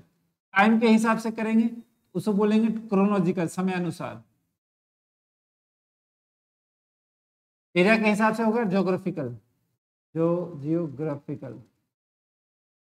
टाइम के हिसाब से करेंगे तो समय अनुसार क्रोनोलॉजिकल हो जाएगा, क्रोनोलॉजिकल। क्वालिटी के हिसाब से करेंगे तो क्वालिटेटिव, क्वालिटेटिव होता है। नंबर के हिसाब से करेंगे तो क्वांटिटेटिव, मात्रात्मक, क्वांटिटेटिव। इसको बोलते हैं गुणात्मक, इसे बोलेंगे मात्रात्मक, मात्रात्मक, ठीक है, और एक होता है कंडीशनल। कंडीशनल सर ये कहाँ मिलेगा? ये आपको मिलेगा स्टैटिस्टिक में। और स्टैटिस्टिक में कौन से स्टैटिस्टिक का पार्ट है? सांख्यिकी का पार्ट है। सांख्यिकी में मिलेगा आपको, जब हम क्वेश्चन करेंगे, जब मैं करवाऊंगा तो आपको आराम से ये सब चीजें कवर हो जाएगी। ये सारी चीजें मैं करवाऊंगा आपको स्टैटिस्टिक का। तो इस वर्गीकरण में बन जाता है। और डेटा को समय के हिसाब से, समय के हिसाब से करिएगा तो क्या होगा बताइए सर? इधर दिखाइए पहले इंग्लिश में क्या है। कहता है क्लासिफिकेशन ऑफ डेटा। डेटा जो हम करेंगे तो स्पेशल हो जाएगा। देखिए इसी को बोलते हैं क्रोनोलॉजिकल, टाइम के हिसाब से। तो कई बार हिंदी में अगर समझ में ना आए तो इंग्लिश में कर सकते हैं। इसका आंसर क्या हो जाएगा? इसका आंसर 69 का आंसर क्या हो जाएगा? 1 मिनट। कह रहा है question, the class time becomes the classification variable and the data is categorised according to the time. Time में तो ये तो होगा नहीं, टेम्पोरल आ जाएगा, टाइम के हिसाब से आंसर आ जाएगा। हिंदी में कुछ और दिया हुआ है, गलत, ये अस्थायी हो जाएगा। टाइम के हिसाब से चेंज होता रहता है। इसी को बोलते हैं क्रोनोलॉजिकल, समय अनुसार। क्रोनोलॉजिकल, क्रोनोलॉजिकल, हिंदी इंग्लिश के अलग अलग मतलब ही हो जाता है। चलिए कोई नहीं, 69 हो जाएगा। और 70 बताइए इसका आंसर। 70 सर 70 नीचे ही होगा। चलिए 70 का आंसर बताइए, ये आप बता सकते हैं। विविध एकाधिकार के अंतर्गत एकाधिकारी उस बाजार में अपनी वस्तु की कीमत रखेगा जिसकी मांग किलोज। एकाधिकार में ऐसे बनता है, ये ए आर है और ये एम आर है। बताइए इसमें क्या कह रहा है? प्राइस डिस्क्रिमिनेशन है तो उसकी इलास्टिसिटी ऑफ डिमांड ज्यादा होगी या कम होगी? जब कीमत में ज्यादा परिवर्तन कीजिएगा तो मांग किलोज अधिक होगी या कम होगी? ज्यादा होगी। ध्यान रखिएगा, कीमत विभेद जब भी होगा, आप प्राइस में ज्यादा कीमत चार्ज कर रहे हैं तो मांग की लोज बहुत ज्यादा चेंज होगा। बहुत ज्यादा चेंज का मतलब अधिक लोजदार होगी। मांग की लोज क्या होगी? अधिक लोजदार होगी। सर बताइए एक एग्जांपल, मैंने फीस कर दिया 10,000, कल से कोई मेरी क्लास लेने नहीं आएगा, ये तो मान गए, बस हो गया। कीमत विभेद किया बहुत ज्यादा तो मांग की लोज क्या होगा? बहुत ज्यादा चेंज हो जाएगा, कोई नहीं आएगा। अधिक लोजदार का मतलब डिमांड में बहुत ज्यादा चेंज होना, ठीक है ना। कीमत विभेद जैसे ही हम करेंगे, अलग अलग कस्टमर से अलग अलग प्राइस चार्ज करेंगे, हमारी मांग क्या हो जाएगी? बिल्कुल भी कम हो जाएगी, ठीक है, अधिक आ जाएगा। चलिए आगे बढ़ते हैं। कीमत विभेद संभव है, बताइए कीमत विभेद कहाँ संभव है? ये तो एकाधिकार। प्राइस डिस्क्रिमिनेशन कहाँ होता है? बताइए प्राइस डिस्क्रिमिनेशन कहाँ होता है? प्राइस डिस्क्रिमिनेशन कहाँ होता है? प्राइस डिस्क्रिमिनेशन होता है एकाधिकार बाजार में। और ये बताइए इसका आंसर क्या होगा? 71 का।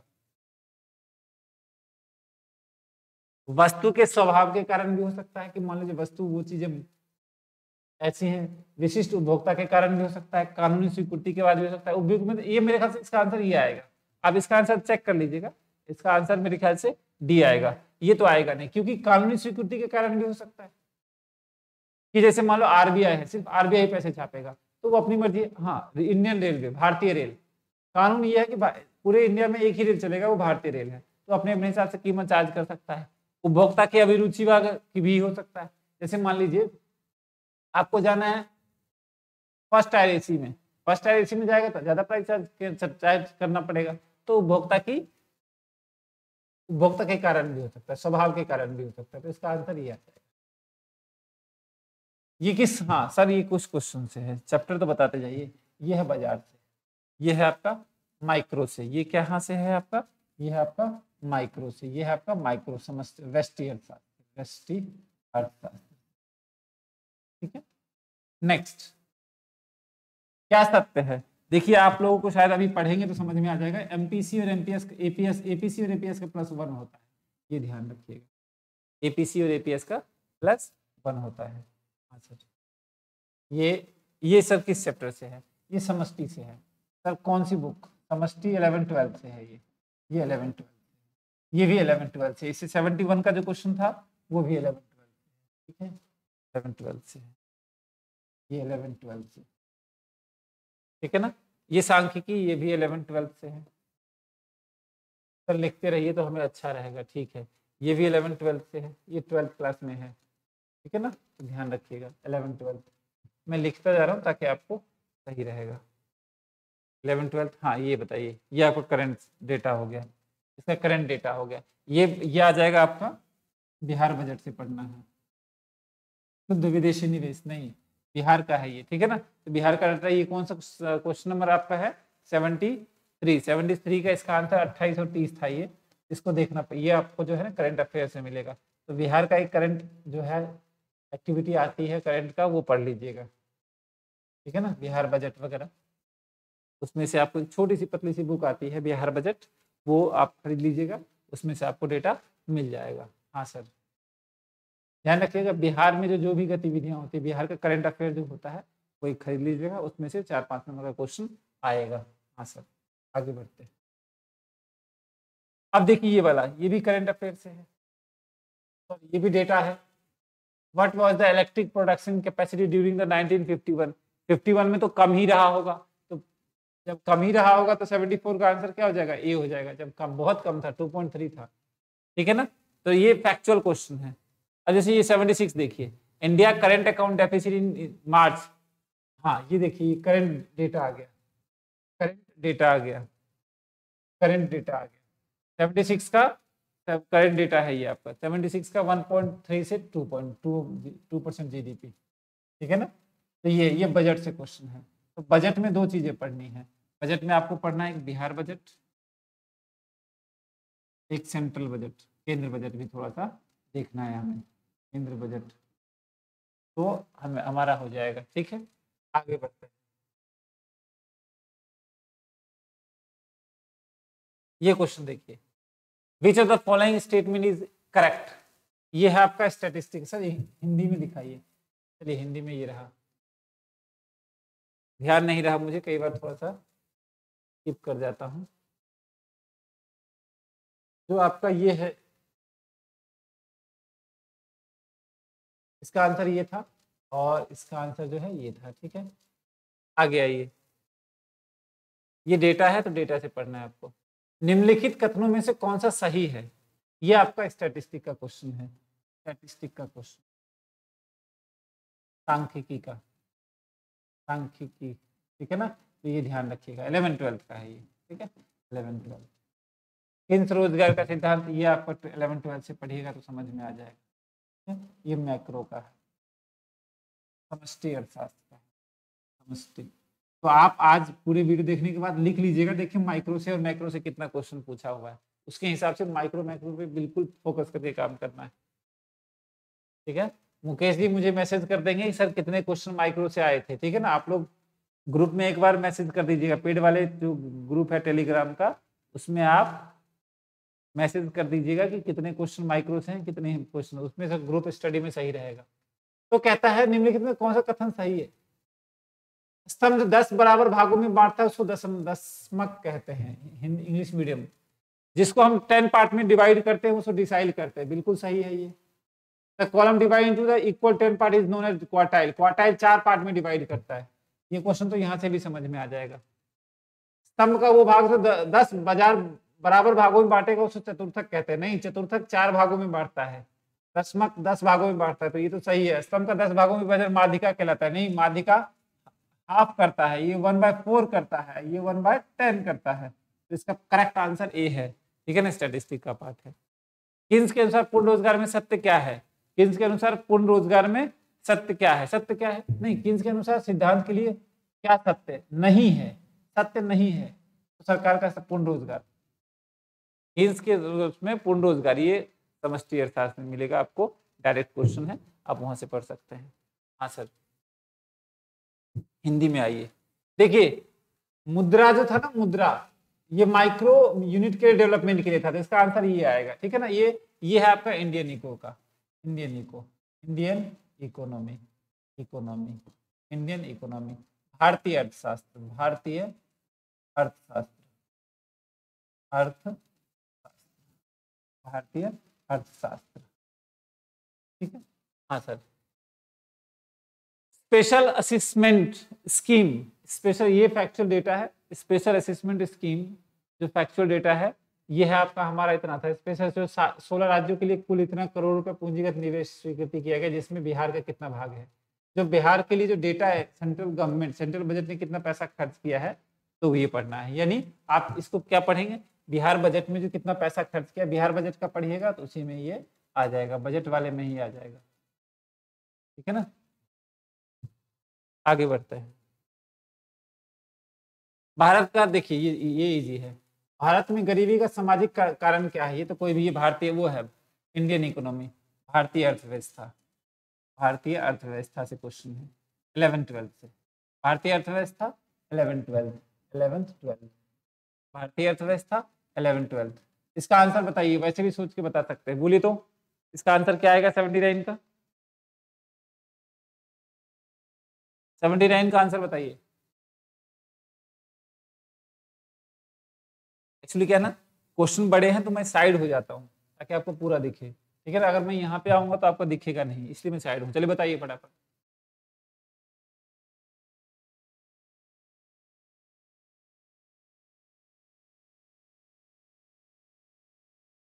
गरीबी का कारण क्या है? Soni ji yes D. निखत जी बिल्कुल सही है इसका आंसर। अगर आप देख के नहीं बोल रहे हैं तो बिल्कुल सही जा रहा है। चलिए 80 क्वेश्चन बताइए।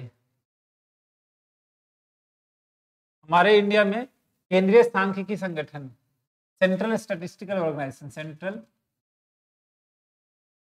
Statistical organisation, statistical organisation, organisation, ठीक है ना। ये आपको मिल जाएगा किसमें? स्टैटिस्टिक में, स्टैटिस्टिक में भी मिल जाएगा, सांख्यिकी में भी मिल जाएगा, और भारतीय अर्थव्यवस्था में मिल जाएगा। इसका 51, इसका आंसर बताइए कितना आ जाएगा? 80 का, 80 का 51 में सेटअप हुआ था, ठीक है ना, 51 में सेटअप हुआ था। मोनिका जी 50, निखत जी नहीं, निखत जी नहीं, 50 में नहीं, 51 में, 50 में नहीं, 51 में आया था। अंतरराष्ट्रीय अर्थशास्त्र का प्राय संदर्भित है। अंतरराष्ट्रीय अर्थशास्त्र दोनों होता है, व्यवहारिक भी होता है और सैद्धांतिक भी होता है, व्यवहारिक भी होता है और सैद्धांतिक भी होता है। तो इसका आंसर ये आ जाएगा अंतरराष्ट्रीय भारतीय अर्थव्यवस्था, ये वो आ जाएगा इंटरनेशनल इकोनॉमी में, ठीक है ना। तो ये सब नॉर्मल क्वेश्चन है। अब देखिए एक फैक्चुअल क्वेश्चन और पूछ दिया। 2000 भारत में 2021-22 में प्रचलित कीमतों पर प्रति व्यक्ति आय 2011 की सीरीज को लेकर बताइए कितना आएगा? तो ये डेटा है 83 का डेटा है ये, ठीक है। इसका 101 150,321 था इसका डेटा, ठीक है। प्रति व्यक्ति आय, नेशनल इनकम पढ़िएगा जब, में डेटा दे रखा है। सर कहाँ मिलेगा? ये नेशनल इनकम का है डेटा, राष्ट्रीय आय का डेटा मिलेगा, राष्ट्रीय राष्ट्रीय आय, ये माइक्रो में है, ये डेटा है, डेटा। आंकड़े जो है ये चेंज हो सकते हैं, इसमें आप कुछ नहीं कर सकते। इसमें आप करंट अफेयर पढ़ते रहिए, करंट डेटा पढ़ते रहिए, इसमें आएगा। तो इन सब पे ज्यादा दिमाग नहीं लगाना, 5 क्वेश्चन आएगा, 10 क्वेश्चन आएगा, इसमें एक आधो तो आप ठीक कर ही दीजिएगा, बस पढ़ते रहिए करंट अफेयर। ये फैक्चुअल क्वेश्चन है, ये सेम रहेंगे। देखिए टाइम के हिसाब से, क्रोनोलॉजिकल का मतलब होता है किसी भी डेटा को हम किसके हिसाब से बांटेंगे? टाइम के हिसाब से बांटेंगे। मैंने आपको बताया था, हिंदी में तो आराम से समझ में आ जाएगा। हिंदी में क्या आएगा? एक अनुसंधान, 1 मिनट रुक जाइए, हाँ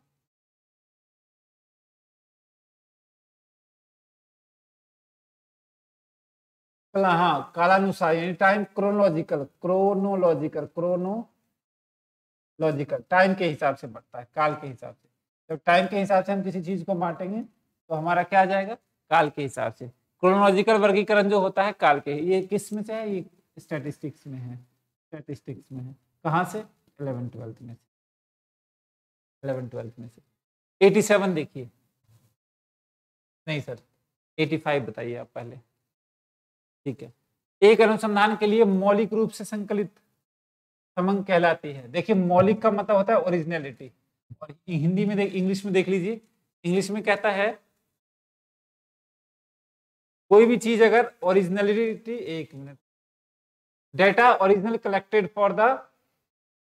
फॉर इन्वेस्टिगेशन, जो ओरिजिनली कलेक्टेड होगा उसे क्या बोलते हैं? प्राइमरी डेटा बोलते हैं, उसको बोलते हैं प्राइमरी डेटा। उसको क्या बोलेंगे? प्राइमरी डेटा, उसे प्राथमिक आंकड़े बोलते हैं। जब मौलिकता के आधार पर बांटेगा तो वो प्राथमिक आंकड़े होगा, प्राथमिक।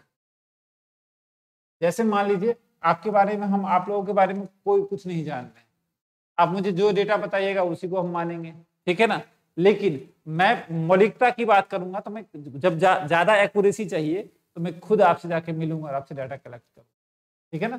तो जब ज्यादा मौलिक डेटा चाहिए तो उसका आंसर क्या आ जाएगा, प्राथमिक आंकड़े आ जाएगा। 86 का आंसर देखिए। तो हाँ, सुम्पीटर, देखिए सुम्पीटर जो है ना एक इकोनॉमिक्स था, ये था आपका इकोनॉमिक ग्रोथ, ये है लेवल का इकोनॉमिक ग्रोथ, आर्थिक विकास के सिद्धांत, economic growth theory, theory of economic growth. ये है आपका लेवल का, जो ग्रेजुएशन के लेवल का है ना, ये ग्रेजुएशन लेवल पे है। तो ये सारी जितनी भी थ्योरी है मैं आपको अलग से करवाऊंगा, ठीक है, अलग से करवाऊंगा, ठीक है। हमारे पास बिहार में बहुत सारे बच्चे जुड़े हैं यूट्यूब पे, और करीब जो है 1500 है। तो जितने भी और भी हैं शेयर करते रहिए, मैक्सिमम बच्चे हमसे जो इकोनॉमिक्स वाले हैं वो जुड़े। देखिए सुम्पीटर जो है ये हो गया, कार्ल मार्क्स हो गया, ठीक है ना, कार्ल मार्क्स हो गया, बहुत सारे और भी रिकार्डो हो गए, इन सब के बारे में हम लोग पढ़ेंगे। तो इसमें स्थिर साम्य था इसका करेक्ट आंसर। इसमें सब एजम्पशन पूछता है, मैं आपको बता देता हूँ, जितनी भी ये सारी चीजें है ना सिर्फ इसकी मान्यताएं पूछता है। सब जितने भी इकोनॉमिस्ट है ना, सबकी अगर आप मान्यताएं भी कर लीजिएगा ना तो ये करेक्ट आंसर हो जाएगा, ठीक है ना। आपका नेक्स्ट है आपका, ये बताइए, उपभोक्ता संतुलन विश्लेषण के मुख्य रूप होते हैं, किसमें होते हैं बताइए। उपभोक्ता संतुलन क्या होता है, इंग्लिश में मैं आपको बता देता हूँ।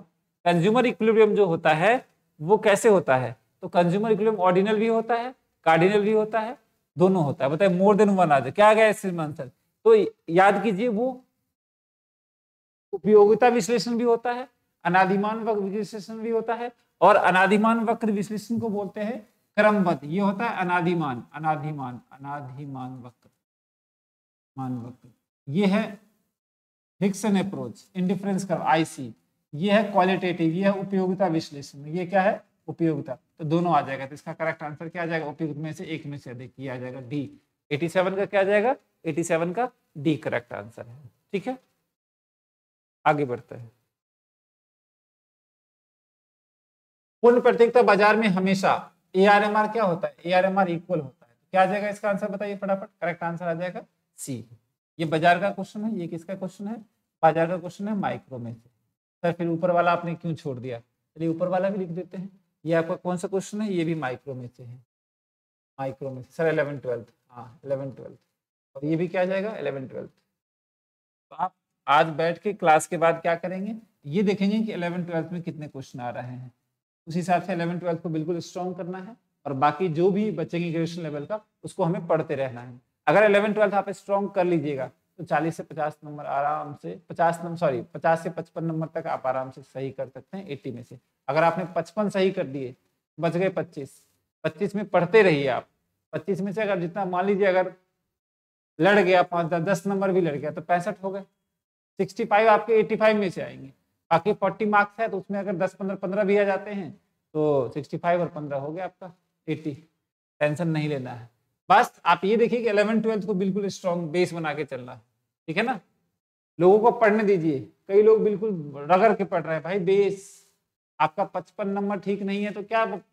कई मैं देखता हूँ, मैं एक बार सेंटर पे गया था जब एस्टेट का पेपर था, तो एक बच्चे के बगल में मैं बैठा हुआ था, मैंने उनसे पूछा कि आप क्या पढ़ रहे हैं, तो उनके पास एक बुक थी पतली सी, वो कह रहे हैं सर वो बिहार बजट है पढ़ रहे हैं। तो बिहार बजट में कितने क्वेश्चन आए भाई, बिहार बजट से 5 क्वेश्चन आए होंगे मान लेते हैं, बाकी 75 क्या कीजिएगा।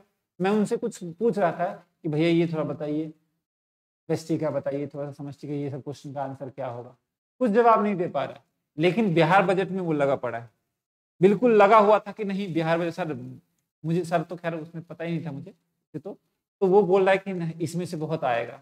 मैंने कहा अच्छा ठीक, मैंने कहा थोड़ा दिखा दीजिए, कह रहे नहीं सर हमें जो है थोड़ा पढ़ने दीजिए, अब टाइम कम है, ठीक है ना।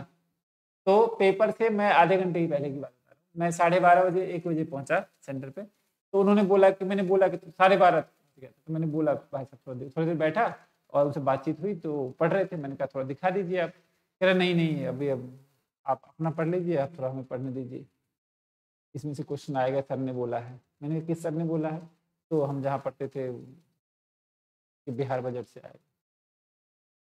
मैंने कहा ठीक है, मेरा कॉन्फिडेंस भी डगमगा गया है, यार यहाँ पे तो बहुत गड़बड़ हिसाब किताब, ये तो बोल रहे हैं बिहार, तो जो बिहार बजट से आएगा।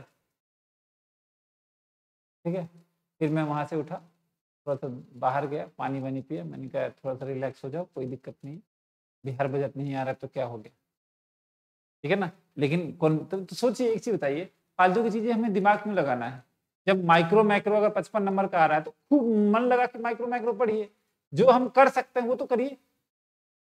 आप बिहार बजट थोड़ा नहीं है, पढ़ेंगे हम लोग, ये नहीं कह रहा हूँ, बिहार बजट हमें पढ़ना है, सारी चीजें पढ़नी है, इकोनॉमिक ग्रोथ भी पढ़ना है, बड़े जो जो इकोनॉमिक ग्रोथ के डेफिनेशन जो दे रखे हैं वो भी पढ़ना है, लेकिन एक कम से कम 50-60 नंबर तक का जो है वो तो करना ही पड़ेगा। ठीक है, चलिए आइए आगे बढ़ते, क्वेश्चन नंबर 90 की बात करेंगे।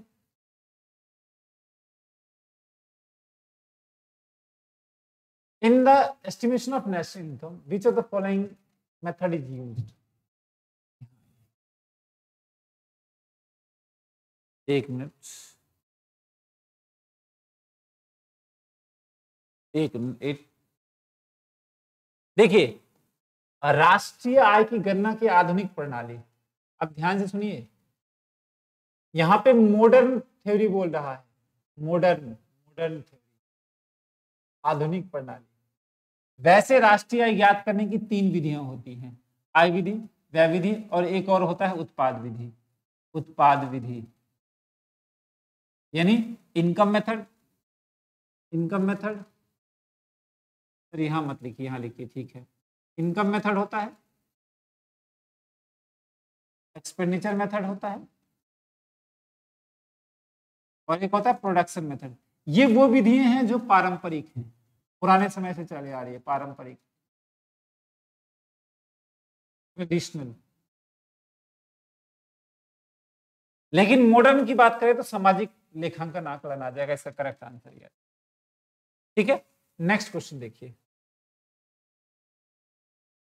सांख्यिकी अनुमानों का, सांख्यिकी अनुमानों एवं संभावनाओं का विज्ञान है। स्टैटिस्टिक क्या है, एस्टिमेशन और एक संभावना, प्रेडिक्शन है। बताइए ये किसने बोला था, ये किसने बोला था, वेस्टलर ने। ये डेटा है, ये आप जब पढ़िएगा तो डेफिनेशन में पड़ जाएगा, ये आ जाएगा आपका वॉर्डिंगटन द्वारा बोला गया था। ठीक है, हाँ सर, ये डेटा है, लिख लीजिएगा कहीं आप, इन सबके नोट्स तो बना ही लीजिएगा, जो क्योंकि इसमें से 2-4, मुझे ऐसा लगता है कि क्योंकि फर्स्ट टर्म पहली बार हुआ है, 4-5 क्वेश्चन तो इसमें से सेम डाल देगा। भारत की प्रथम विविध जनगणना कब हुई थी, 1981 में, डेटा है ये कहाँ मिलेगा, स्टैटिस्टिक में मिलेगा, और वैसे भी भारतीय अर्थव्यवस्था में भी मिलेगा। ये कहाँ मिलेगा, ये मिलेगा आपको राष्ट्रीय आय में, ये मैक्रो में मिलेगा, मैक्रो में मिलेगा 11-12। सर ये कहाँ मिलेगा, ये भी मिलेगा आपका 11-12। ठीक है, एनसीईआरटी में, सब एनसीईआरटी में मिलेगा। अब ये क्वेश्चन देखिए, ये आपको सांख्यिकी स्टैटिस्टिक में मिलेगा, स्टैटिस्टिक में मिलेगा 11-12। आगे बढ़ते हैं, कहता है संबंधित तथ्यों को वर्गों में क्रमबद्ध करना करना कहलाता है। संबंधित तथ्यों को वर्गों में क्रमबद्ध, वर्ग मतलब होता है सर इंग्लिश में देखिए, कहता है arranging the related facts in the classes. Classes में हम जब उसे बोलेंगे तो उसे बोलते हैं क्लासिफिकेशन। जब हम किसको, हम उसको हम क्या करते हैं, संबंधित रिलेटेड। जैसे एक एग्जांपल बता देता हूं, नालायक बच्चे हैं तो नालायक को नालायक की श्रेणी में हमने डाल दिया, होशियार है तो होशियार को होशियार की श्रेणी में डाल दिया, क्रमबद्ध में उसको संबंधित तथ्यों में बांट दिया, तो उसे बोलेंगे वर्गीकृत। ये आपका डेटा है 11-12 का, सॉरी 11-12 में ये स्टैटिस्टिक का पार्ट है, स्टैटिस्टिक का पार्ट है 11-12 का। ठीक है, हाँ सर, हाँ ये बताइए, कहता है एलपीजी, एलपीजी कब आया था, इसे बोलते हैं इकोनॉमिक रिफॉर्म, इकोनॉमिक रिफॉर्म, आर्थिक सुधार, आर्थिक सुधार। कब आया था आर्थिक सुधार, आया था 1991 में, याद है एलपीजी 1991 में। ध्यान रखिएगा, तो 1948 में क्या आया, 56 में क्या आया, 56 में आया औद्योगिक क्रांति, औद्योगिक क्रांति, क्रांति, industrial policy, industrial policy, industrial policy क्या आया, इंडस्ट्रियल पॉलिसी। और इसमें भी क्या आया, ये भी आया industrial policy, first industrial policy, प्रथम औद्योगिक क्रांति, प्रथम औद्योगिक क्रांति। इंडस्ट्रियल पॉलिसी, औद्योगिक नीति, ठीक है ना। इंडस्ट्रियल पॉलिसी दो आई, एक 56 में आया, ये 54, पहला आया 54 1948 में, और ये सेकंड आया, द्वितीय जो आया वो आया 56 में, द्वितीय औद्योगिक नीति, ठीक है ना। इसमें क्रांति नीति बोल दीजिए, इसको कोई दिक्कत नहीं है, ठीक है, ये आ जाए। तो प्रथम औद्योगिक नीति 48, 56, 1951 में क्या आया, एक नौ एलपीजी। एलपीजी होता है लिबरलाइजेशन, प्राइवेटाइजेशन, ग्लोबलाइजेशन, उदारीकरण, निजीकरण और वैश्वीकरण, ठीक है। आगे बढ़ते हैं।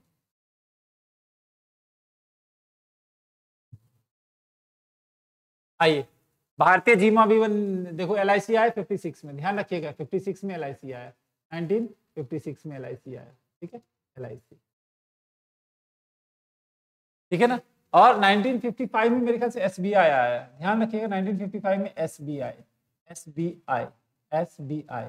और 1955 में एक आया करवे कमेटी, करवे कमेटी, करवे कमेटी, करवे कमेटी था कुटीर उद्योग के लिए, कुटीर उद्योग के लिए, कुटीर उद्योग के लिए, उद्योग के लिए, ठीक है ना, ये ध्यान रखिएगा, कुटीर उद्योग 19, ठीक है। चलिए आगे बढ़ते हैं। कहता है जनगणना 2011 के अनुसार बिहार में साक्षरता दर कितनी थी, तो ये डेटा है 95। साक्षरता दर कितनी थी, साक्षरता दर इसकी कितनी थी, तो साक्षरता दर थी 63 पॉइंट कुछ था, तो इसका आंसर चेक, इसका चेक कर लीजिएगा, इसका आंसर चेक कर लीजिएगा, ठीक है सर। ये कहाँ मिलेगा, हाँ ये भारतीय अर्थव्यवस्था में मिलेगा, भारतीय अर्थव्यवस्था में मिलेगा, अर्थव्यवस्था, ये नोट्स में दे दूंगा, इसमें पता चल जाएगा आपको। कहता है भारतीय रिजर्व बैंक के मानकों का बृहद मुद्रा है। देखिए हमारे इंडिया में बृहद मुद्रा, बृहद मुद्रा का मतलब होता है ब्रॉड मनी, ब्रॉड मनी। तो ब्रॉड मनी क्या होगा बताइए तो आंसर इसका, ब्रॉड मनी का आंसर क्या होगा, ब्रॉड मनी,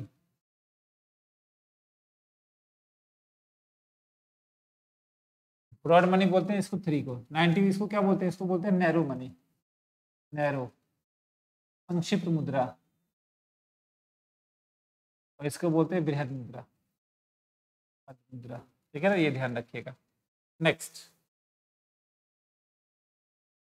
सर ये कहाँ मिलेगा, ये भी तो लिख दीजिए, हाँ ये मिलेगा आपको 11th-12th में, ये कहाँ मिलेगा, ये मिलेगा 11th-12th, ये कहाँ मिलेगा, ये तो ऐसे आपको जनरल डेटा है, भारतीय अर्थव्यवस्था, भारतीय अर्थव्यवस्था 11th-12th का ही पार्ट है, भारतीय अर्थव्यवस्था 11th-12th मिल जाएगा आपको, ठीक है।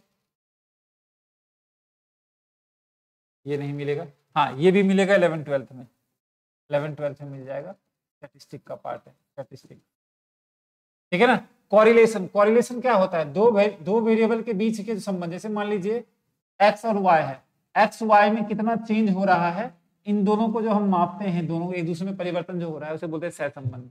जैसे मान लीजिए आपका एज बढ़ रहा है, बुद्धि कम हो रही है, तो ऋणात्मक संबंध हो गया, आपका एज बढ़ रहा है, बुद्धि भी बढ़ रही है, धनात्मक संबंध होगा। तो दो वेरिएबलों के बीच में जो संबंध होता है उसे क्या बोलते हैं, सहसंबंध बोलते हैं। दो वेरिएबलों के बीच में संबंध जो होता है, यानी एक चर में परिवर्तन होने से दूसरे चर में जो परिवर्तन होता है, तो इसका करेक्ट आंसर आ जाएगा बी, ठीक है ना। अब ये देखिए क्वेश्चन है 96, राष्ट्रीय में आकलन करने, राष्ट्रीय के आंकड़े संकलित किए जाते हैं, कौन करता है बताइए, नेशनल इनकम कौन कैलकुलेट करता है, नेशनल इनकम कौन कैलकुलेट करता है, कोई बताइएगा मुझे, नेशनल इनकम कौन कैलकुलेट करता है, RBI करता है, बिल्कुल नहीं, नीति आयोग करता है, बिल्कुल नहीं, ये करता है। इसका आंसर करेक्ट क्या हो जाएगा, बी हो जाएगा, इसका करेक्ट आंसर हो जाएगा बी। केंद्रीय सांख्यिकी संगठन जो होता है वो राष्ट्रीय आय का आकलन करता है, CSSO, गुड धनंजय जी, वेरी गुड, हाँ सर। आइए आगे बढ़ते हैं, क्वेश्चन नंबर 99। देखिए फादर ऑफ स्टैटिस्टिक, स्टैटिस्टिक के पिता गोल्डफ्रेड अंचलवाल को बोला जाता है, तो इसको लिख लीजिएगा कॉपी पे, कहीं पे कॉपी पे लिख लीजिएगा, स्टैटिस्टिक का फादर किसको बोलते हैं। एक मिनट रुकिए, एक minute, wait wait wait, sir ये कहाँ से आएगा? ये नेशनल इनकम से आएगा, 11-12 नेशनल इनकम, ठीक है ना। आगे आइए, ये स्टैटिस्टिक का पार्ट है, सांख्यिकी के जनक बोलते हैं एकनवाल को। ये 11-12 स्टैटिस्टिक्स, ठीक है। नेक्स्ट,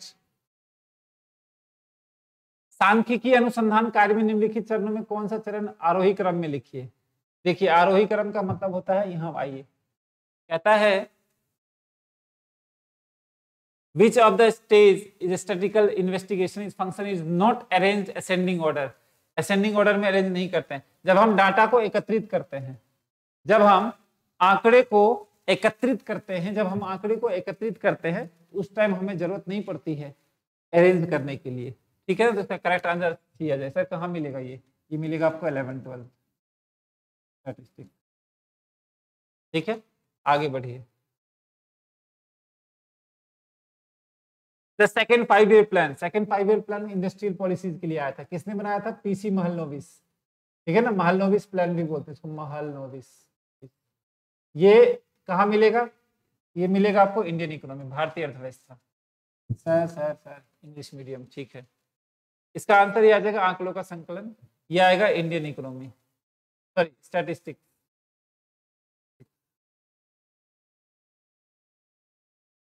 11-12 स्टैटिस्टिक कहाँ मिलेगा आपको? 11-12 में मिलेगा, ये ध्यान रखिएगा, ठीक है। हाँ सर, अब आगे बढ़िए इधर।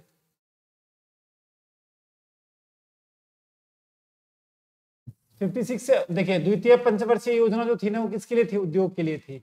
ये भी मिलेगा भारतीय अर्थव्यवस्था, भारतीय अर्थव्यवस्था में मिलेगा, अर्थव्यवस्था, इंडियन इकोनॉमी, इंडियन इकोनॉमी। कहाँ? इंडियन इकोनॉमी में कौन सी बुक? इंडियन इकोनॉमी में मिलेगा आपको 11-12 की। चलिए आगे बढ़िए, कहता है सांख्यिकी को उचित रूप से माध्यम का विज्ञान कहा गया है। यह कथन किसने बोला था? इंग्लिश में एक बार पढ़ लेते हैं, इसका मतलब क्या है। कहता है statistics is may be is called the science of average. Average, who said that? देखिए जो था ना एवरेज जो बोला उन्होंने, वो एक डेटा है वो स्टैटिस्टिक का, ये बॉली ने बोला था। ये आप पढ़िएगा स्टैटिस्टिक में तो आपको समझ में आ जाएगा। लेकिन ये स्टैटिस्टिक जो है आपको पढ़ना पड़ेगा ग्रेजुएशन लेवल का सांख्यिकी, ठीक है। ये डेटा है, ये तो डेटा मुझे याद था ऐसे ही, 50-103 का 50750 बिहार की निम्न प्रति व्यक्ति आय है, ये ध्यान रखिएगा, ठीक है। ये आ जाएगा। यानी आपको क्या क्या पढ़ना है, बिहार के लोग, बिहार की राष्ट्रीय आय कितनी है, बिहार की प्रति व्यक्ति आय कितनी है, ठीक है ना। बिहार का बजट कितना है, राजस्व बजट कितना है, पूंजीगत बजट कितना है। जब बजट हम पढ़ेंगे तो उसमें हम डिटेल में थोड़ा देख लेंगे, ठीक है ना। तो ये करंट अफेयर आ जाएगा, ये सॉरी बिहार का आ जाएगा, बिहार स्पेशल में देख लीजिएगा, बिहार बजट टाइप का। आगे बढ़ते हैं, देखिए IDBR international bank for reconstruction and rural development, जानते हैं इसको क्या बोलते हैं? इसको बोलते हैं वर्ल्ड बैंक। और वर्ल्ड बैंक और IMF एक ही बार आया था, बताइए कब आया था? वर्ल्ड बैंक और IMF कब आया था? वर्ल्ड बैंक और IMF कब आया था बताइए? वर्ल्ड बैंक और IMF कब आया था? वर्ल्ड बैंक और IMF कब आया था? एक क्वेश्चन में आपने गलत करके आया, स्टेट में आपको मार्क्स भी मिले हैं उसके बदले 1954 में। तो इसका आंसर आ जाएगा, ये आपका डेटा है भारतीय अर्थव्यवस्था, भारतीय अर्थव्यवस्था में है, ये अर्थव्यवस्था में मिल जाएगा, उसमें है ये, मैंने इंडियन इकोनॉमी में 11-12 में, ठीक है ना। 104 का आ जाएगा, 104 का ए, 104 का ए आ जाएगा, ये आ जाएगा 11-12 का पार्ट है। आगे बढ़िए, अनुसार बिहार के किस जिले में न्यूनतम लिंगानुपात है? तो मुंगेर और भागलपुर, ये तो डेटा है, ये आज पढ़ लीजिएगा, ये आएगा आपका 11-12, ठीक है ना। 11-12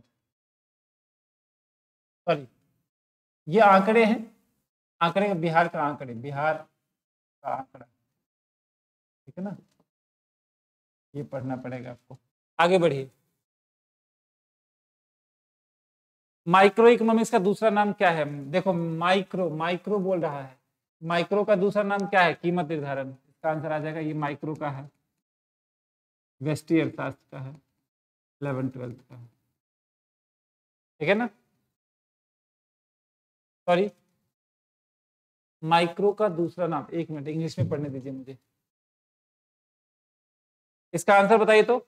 मैक्रो है, मैक्रो, मैक्रो, माइक्रो नहीं, मैक्रो है, मैक्रो। कीमत इसका बोलेंगे वितरण सिद्धांत। माइक्रो है, मैक्रो है, मैक्रो। बताइए इसका आंसर क्या आएगा। आय, ए आएगा। हाँ बिल्कुल सही, इसका आंसर है आय और रोजगार। इसे बोलते हैं माइक्रो, सॉरी मैक्रो। और ये क्या हो जाएगा, ये हो जाएगा कीमत सिद्धांत माइक्रो। देख रहे हैं, हिंदी इंग्लिश में थोड़ी सी दिक्कत सी हो जाती है, तो आपको दोनों लैंग्वेज थोड़ा पढ़ के जाएंगे तो ठीक रहेगा। अच्छा, पटना की कुल जनसंख्या कितनी है ये बताइए। पटना की कुल जनसंख्या सबसे ज्यादा है पटना की जनसंख्या, तो 58 ये नहीं है, ये आएगा 5838। ये तो आंकड़े हैं, ठीक है।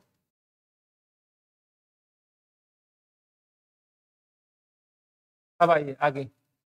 बिहार में प्रति व्यक्ति आय ऊर्जा उपभोग कितना करता है। बिहार में प्रति व्यक्ति आय ऊर्जा उपभोग, ये आंकड़े हो जाएंगे।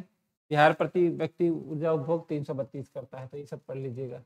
The prevention of money laundering, money laundering कब आया था। मनी लॉन्ड्रिंग बताइए तो इसका आंसर 109 का। मनी लॉन्ड्रिंग कब आया था।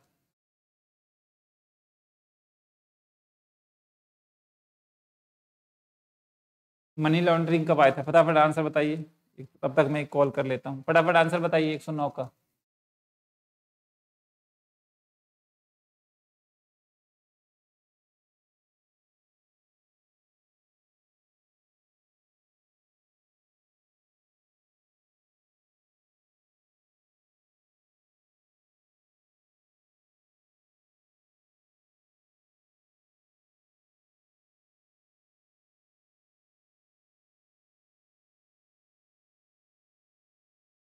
मनी लॉन्ड्रिंग एक बार चेक कर लीजिएगा, इसका आंसर जो है 100, ये भी नहीं आएगा, 102, 2002 आना चाहिए। एक बार चेक कर लीजिएगा, ठीक है। आइए एक बार इसको चेक कर लीजिएगा, तो 2002 आना चाहिए।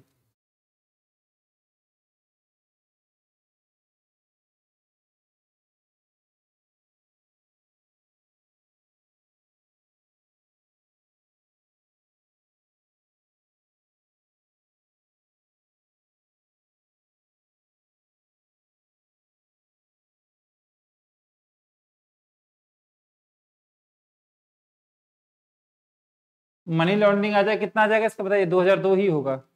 एक बार चेक कर लीजिएगा, ये डेटा है, एक बार आप इसका चेक कर लीजिएगा, ठीक है।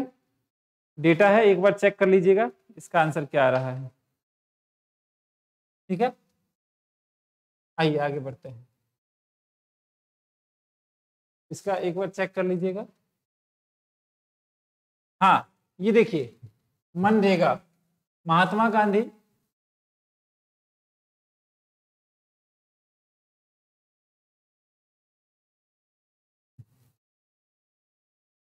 नरेगा, नरेगा क्या है, नरेगा का पूरा नाम क्या है, national rural employment guarantee act. देख लीजिएगा इसका, ठीक है ना। ये भी आप भारतीय अर्थव्यवस्था में मिलेगा, भारतीय अर्थव्यवस्था, भारतीय अर्थव्यवस्था, भारतीय अर्थव्यवस्था, अर्थव्यवस्था, ठीक है ना। 11th-12th में मिल जाएगा आपको, 11th-12th में मिल जाएगा, ठीक है। भारतीय अर्थव्यवस्था 11th-12th। मेक इन इंडिया वैश्वीकरण का पहल परिवर्तन क्या कहलाता है। देखिए एक मिनट रुकिए, मेक इन इंडिया कब लॉन्च किया गया। मेक इन इंडिया लॉन्च किया गया 2015 में। हाँ बेटा 2000, 112 का होता है 2015 या 14। मेक इन इंडिया 2015 या 14, 2014 में किया गया, ठीक है ना। जीएसटी कब आया था, जीएसटी हमारा आया था 2017 में। बेटी पढ़ाओ बेटी बचाओ, वो देख लीजिएगा कब आया था, 2015, 2014। हाँ 2015 में हम WHO ने क्या किया, पोलियो मुक्त भारत को भारत घोषित कर दिया। इसका आंसर सी आएगा। चलिए ये डेटा है, ये भी आपको वैसे 11th में दिया हुआ है, 11th-12th में आपको मिल जाएगा। 11th-12th का ढंग से एनसीईआरटी पढ़िएगा, आपको मिल जाएगा, ठीक है। और एनसीईआरटी अगर बुक अवेलेबल ना हो तो संदीप गर्ग की बुक आती है, ठीक है ना, 11th-12th की, तो उससे भी पढ़ सकते हैं, उसमें भी बहुत सही दिया हुआ है। आगे बढ़ते हैं, बाएं से दाएं और नीचे और दिशा उदासीन वक्र, बाएं से दाएं ऐसे। उदासीन वक्र की बात करता है, indifference curve, indifference curve, indifference curve की बात कर रहा है सर, एक बार क्वेश्चन इंग्लिश में दिखा दीजिए। इंडिफरेंस कर्व की बात करता है। इंडिफरेंस कर्व कैसा होता है? इंडिफरेंस कर्व कैसा होता है बताइए? उन्नतोदर, अवतल, सीधा लाइन, कैसा होगा बताइए इसका आंसर?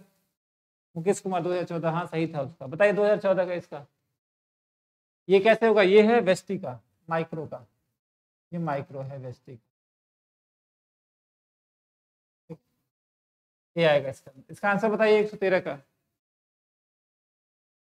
उन्नतोदर, इसे बोलते हैं कॉन्वेक्स, आंसर ये आ जाएगा। ठीक है, ये माइक्रो का क्वेश्चन। सर ये किसका क्वेश्चन था? हाँ, अब ये बताइए 111, ट्राइसेम ग्रामीण युवा के रोजगार हेतु प्रशिक्षण योजना का कार्यक्रम दिया गया, बताइए इसमें क्या है? सर इंग्लिश में थोड़ा दिखाइए तो। इंग्लिश में ये है, एक मिनट, इंग्लिश में ट्रेनिंग ऑफ रूरल एम्प्लॉयमेंट, ये किसके लिए था बताइए? रूरल एम्प्लॉयमेंट किसके लिए था? रूरल इंडस्ट्री दोनों के लिए आता है ये सब। तो देखिए इसका आंसर क्या आ जाएगा? क्वेश्चन नंबर 111 का जो आंसर आएगा वो आएगा ग्रामीण, ये रूरल एरिया के लिए है, ग्रामीण इलाकों में होता है, ग्रामीण युवा के रोजगार के लिए। चलिए ठीक है, ये भी है, भारतीय अर्थव्यवस्था में है, भारतीय अर्थव्यवस्था 11th-12th में मिल जाएगा आपको। जब निचली और ऊपरी दोनों सीमाओं पर विचार करते हुए ऐसे वर्ग कहलाता है। निचली और, जब निचली और ऊपरी दोनों सीमाओं पर विचार करते हुए, एक मिनट इंग्लिश में देख लेते हैं। When both lower and upper limit are considered। अच्छा देखिए, निचली ऊपरी सीमा कैसी होती है? क्लास इंटरवल ऐसे है 0 से 10, 10 से 20। ये याद होगा आपको, हमने स्टैटिस्टिक में जब बचपन में थे तो पढ़ा होगा। वैकेंसी कुछ इस तरह से दिया हुआ है मान लो, तो निचली और ऊपरी वर्ग जब दोनों शामिल किया जाए, ये दोनों कंसीडर किया जाए, उसे क्या बोलेंगे? उसे क्या बोलेंगे बताइए? जब निचली और ऊपरी वर्ग क्या समावेलित या अपवर्जी, समावेशी श्रृंखला बोलते हैं उसको, क्यों दोनों सम्मिलित किया जाता है, दोनों एक में ही। अपवर्जी क्या होता है? अपवर्जी ऐसे होता है 0 से 9, फिर 10 से 19, मतलब ये इसमें इंक्लूड हो जाता है, ठीक है ना? समावेशी आएगा 114 का, ठीक है। फिर देखिए 100, ये आपका स्टैटिस्टिक का है, किसका है डेटा है? ये है स्टैटिस्टिक्स, ठीक है। आगे बढ़ते हैं, लास्ट 5 क्वेश्चन बचे हुए, थोड़ा ध्यान दे लीजिएगा, समझ में आ जाएगा। देखिए फिर आ गया मांग की लोच, ये क्या हो गया? मांग किस में है? मैक्रो में। मांग किस में है? मैक्रो में, सॉरी माइक्रो में, समष्टि में। पूर्णतः बेरोजगार का मतलब क्या होता है? ऐसे होता है, तो इन्फिनिटी आ जाएगा, ठीक है।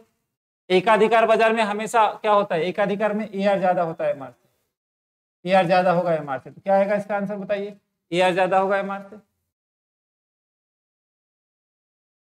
118 का आंसर बताइए। AR ज्यादा होगा तो MR ही आ जाएगा, ये भी आएगा माइक्रो से। 11th 12th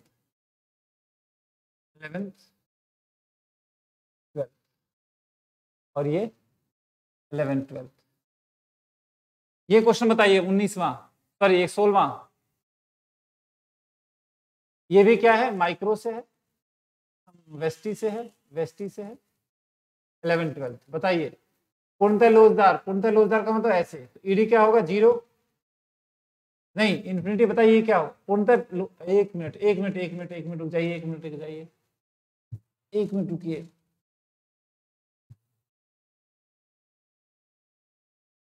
पूर्णतः बेरोजगार की बात कर रहा है, पूर्णतः बेरोजगार का मतलब होता है कीमत में परिवर्तन हो रहा है, मांग में चेंज नहीं होता, इसका ये आएगा, सॉरी क्षमा कर दीजिएगा भाई साहब, 115 में का ए आएगा, ठीक है। पूर्णतः बेरोजगार है, बेरोजगार पे ध्यान नहीं दिया गया।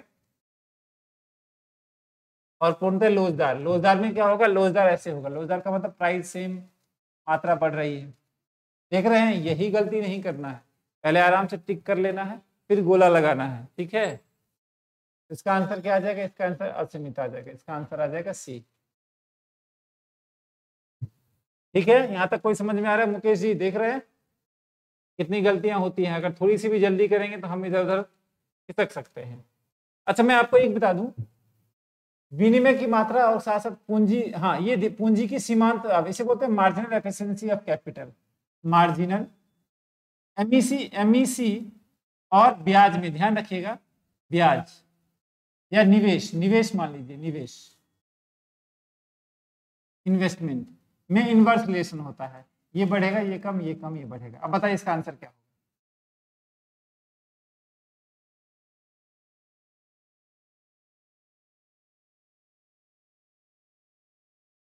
बताइए। पूंजी की सीमांत क्षमता और निवेश में ऋणात्मक संबंध होता है। तो क्या बढ़ रहा है? अगर ये बढ़ेगा तो ये कम होगा, ये कम होगा तो ये बढ़ेगा। तो विनियोग की मात्रा में वृद्धि हो रही है, वृद्धि हो गई, वृद्धि हो गई, तो ये क्या हो जाएगा? कम हो जाएगा, तो घट जाएगा इसका आंसर। ठीक है ना, ये ध्यान रखिएगा। और ये देखिए, निम्नलिखित में से किसके द्वारा, हाँ सर ये क्वेश्चन कुछ किस चैप्टर का है ये भी बता दीजिए। हाँ ये ध्यान रखिएगा, ये आपका है मैक्रो का 11-12। और निम्नलिखित में से किसके द्वारा माध्यमिक माध्यिका का निर्धारण किया जाता है? देखिए माध्यिका का निर्धारण ऐसे होता है, ये होता है लेस देन और ये होता है मोर देन। तो less than more than ogive बोलते हैं इसको, ओजाइव। ये करेक्ट आंसर है। ये आपका 11-12 में है स्टैटिस्टिक्स से। और वर्ग चित्र कहलाता है, वर्ग चित्र ये भी स्टैटिस्टिक का पार्ट है। स्टैटिस्टिक ये 2 डायमेंशन होता है या 3 डायमेंशन होता है, ठीक है ना। आयत चित्र बनता है ऐसे, और डायग्राम इस तरह से बनता है। बनाया होगा आपने जब छोटे छोटे थे हम लोग 11-12 में, 11वीं-12वीं में। द्विविभाग ये होता है, यानी वर्ग चित्र स्क्वायर होता है, पाई चार्ट होता है। ये पाई चार्ट जो होता है वो 2 डायमेंशन होता है। तो ये भी 11-12 का है। ये कहाँ मिलेगा आपको? स्टैटिस्टिक में मिलेगा। अब यहाँ तक किसी कोई दिक्कत हो तो बताइए। अब मुझे आप लोगों को क्या करना है, आप टेलीग्राम में ग्रुप में जाएंगे, मैं अभी भेज देता हूँ इसको, रुकिए मैं इसको अभी भेज देता हूँ, 1 मिनट रुकिए।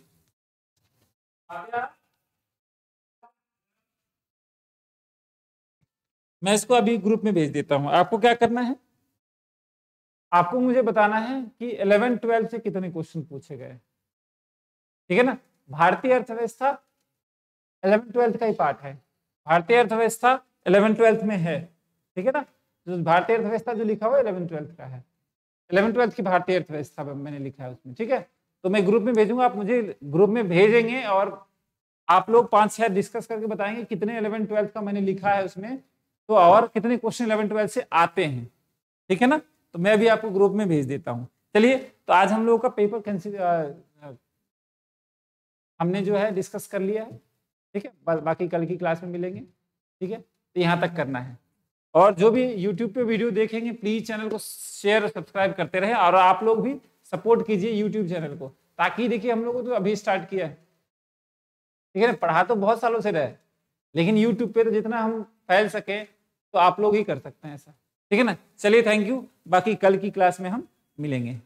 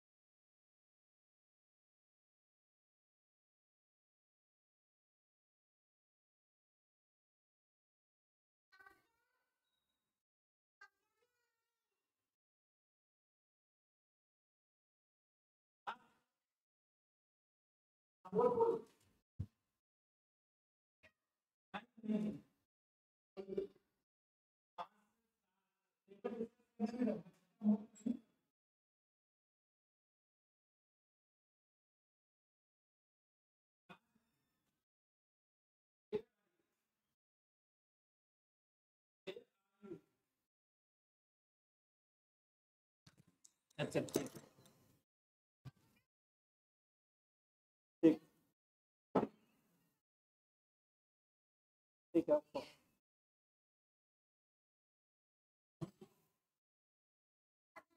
आती है। हम्म? मैंने देखा। एक मिनट वेट।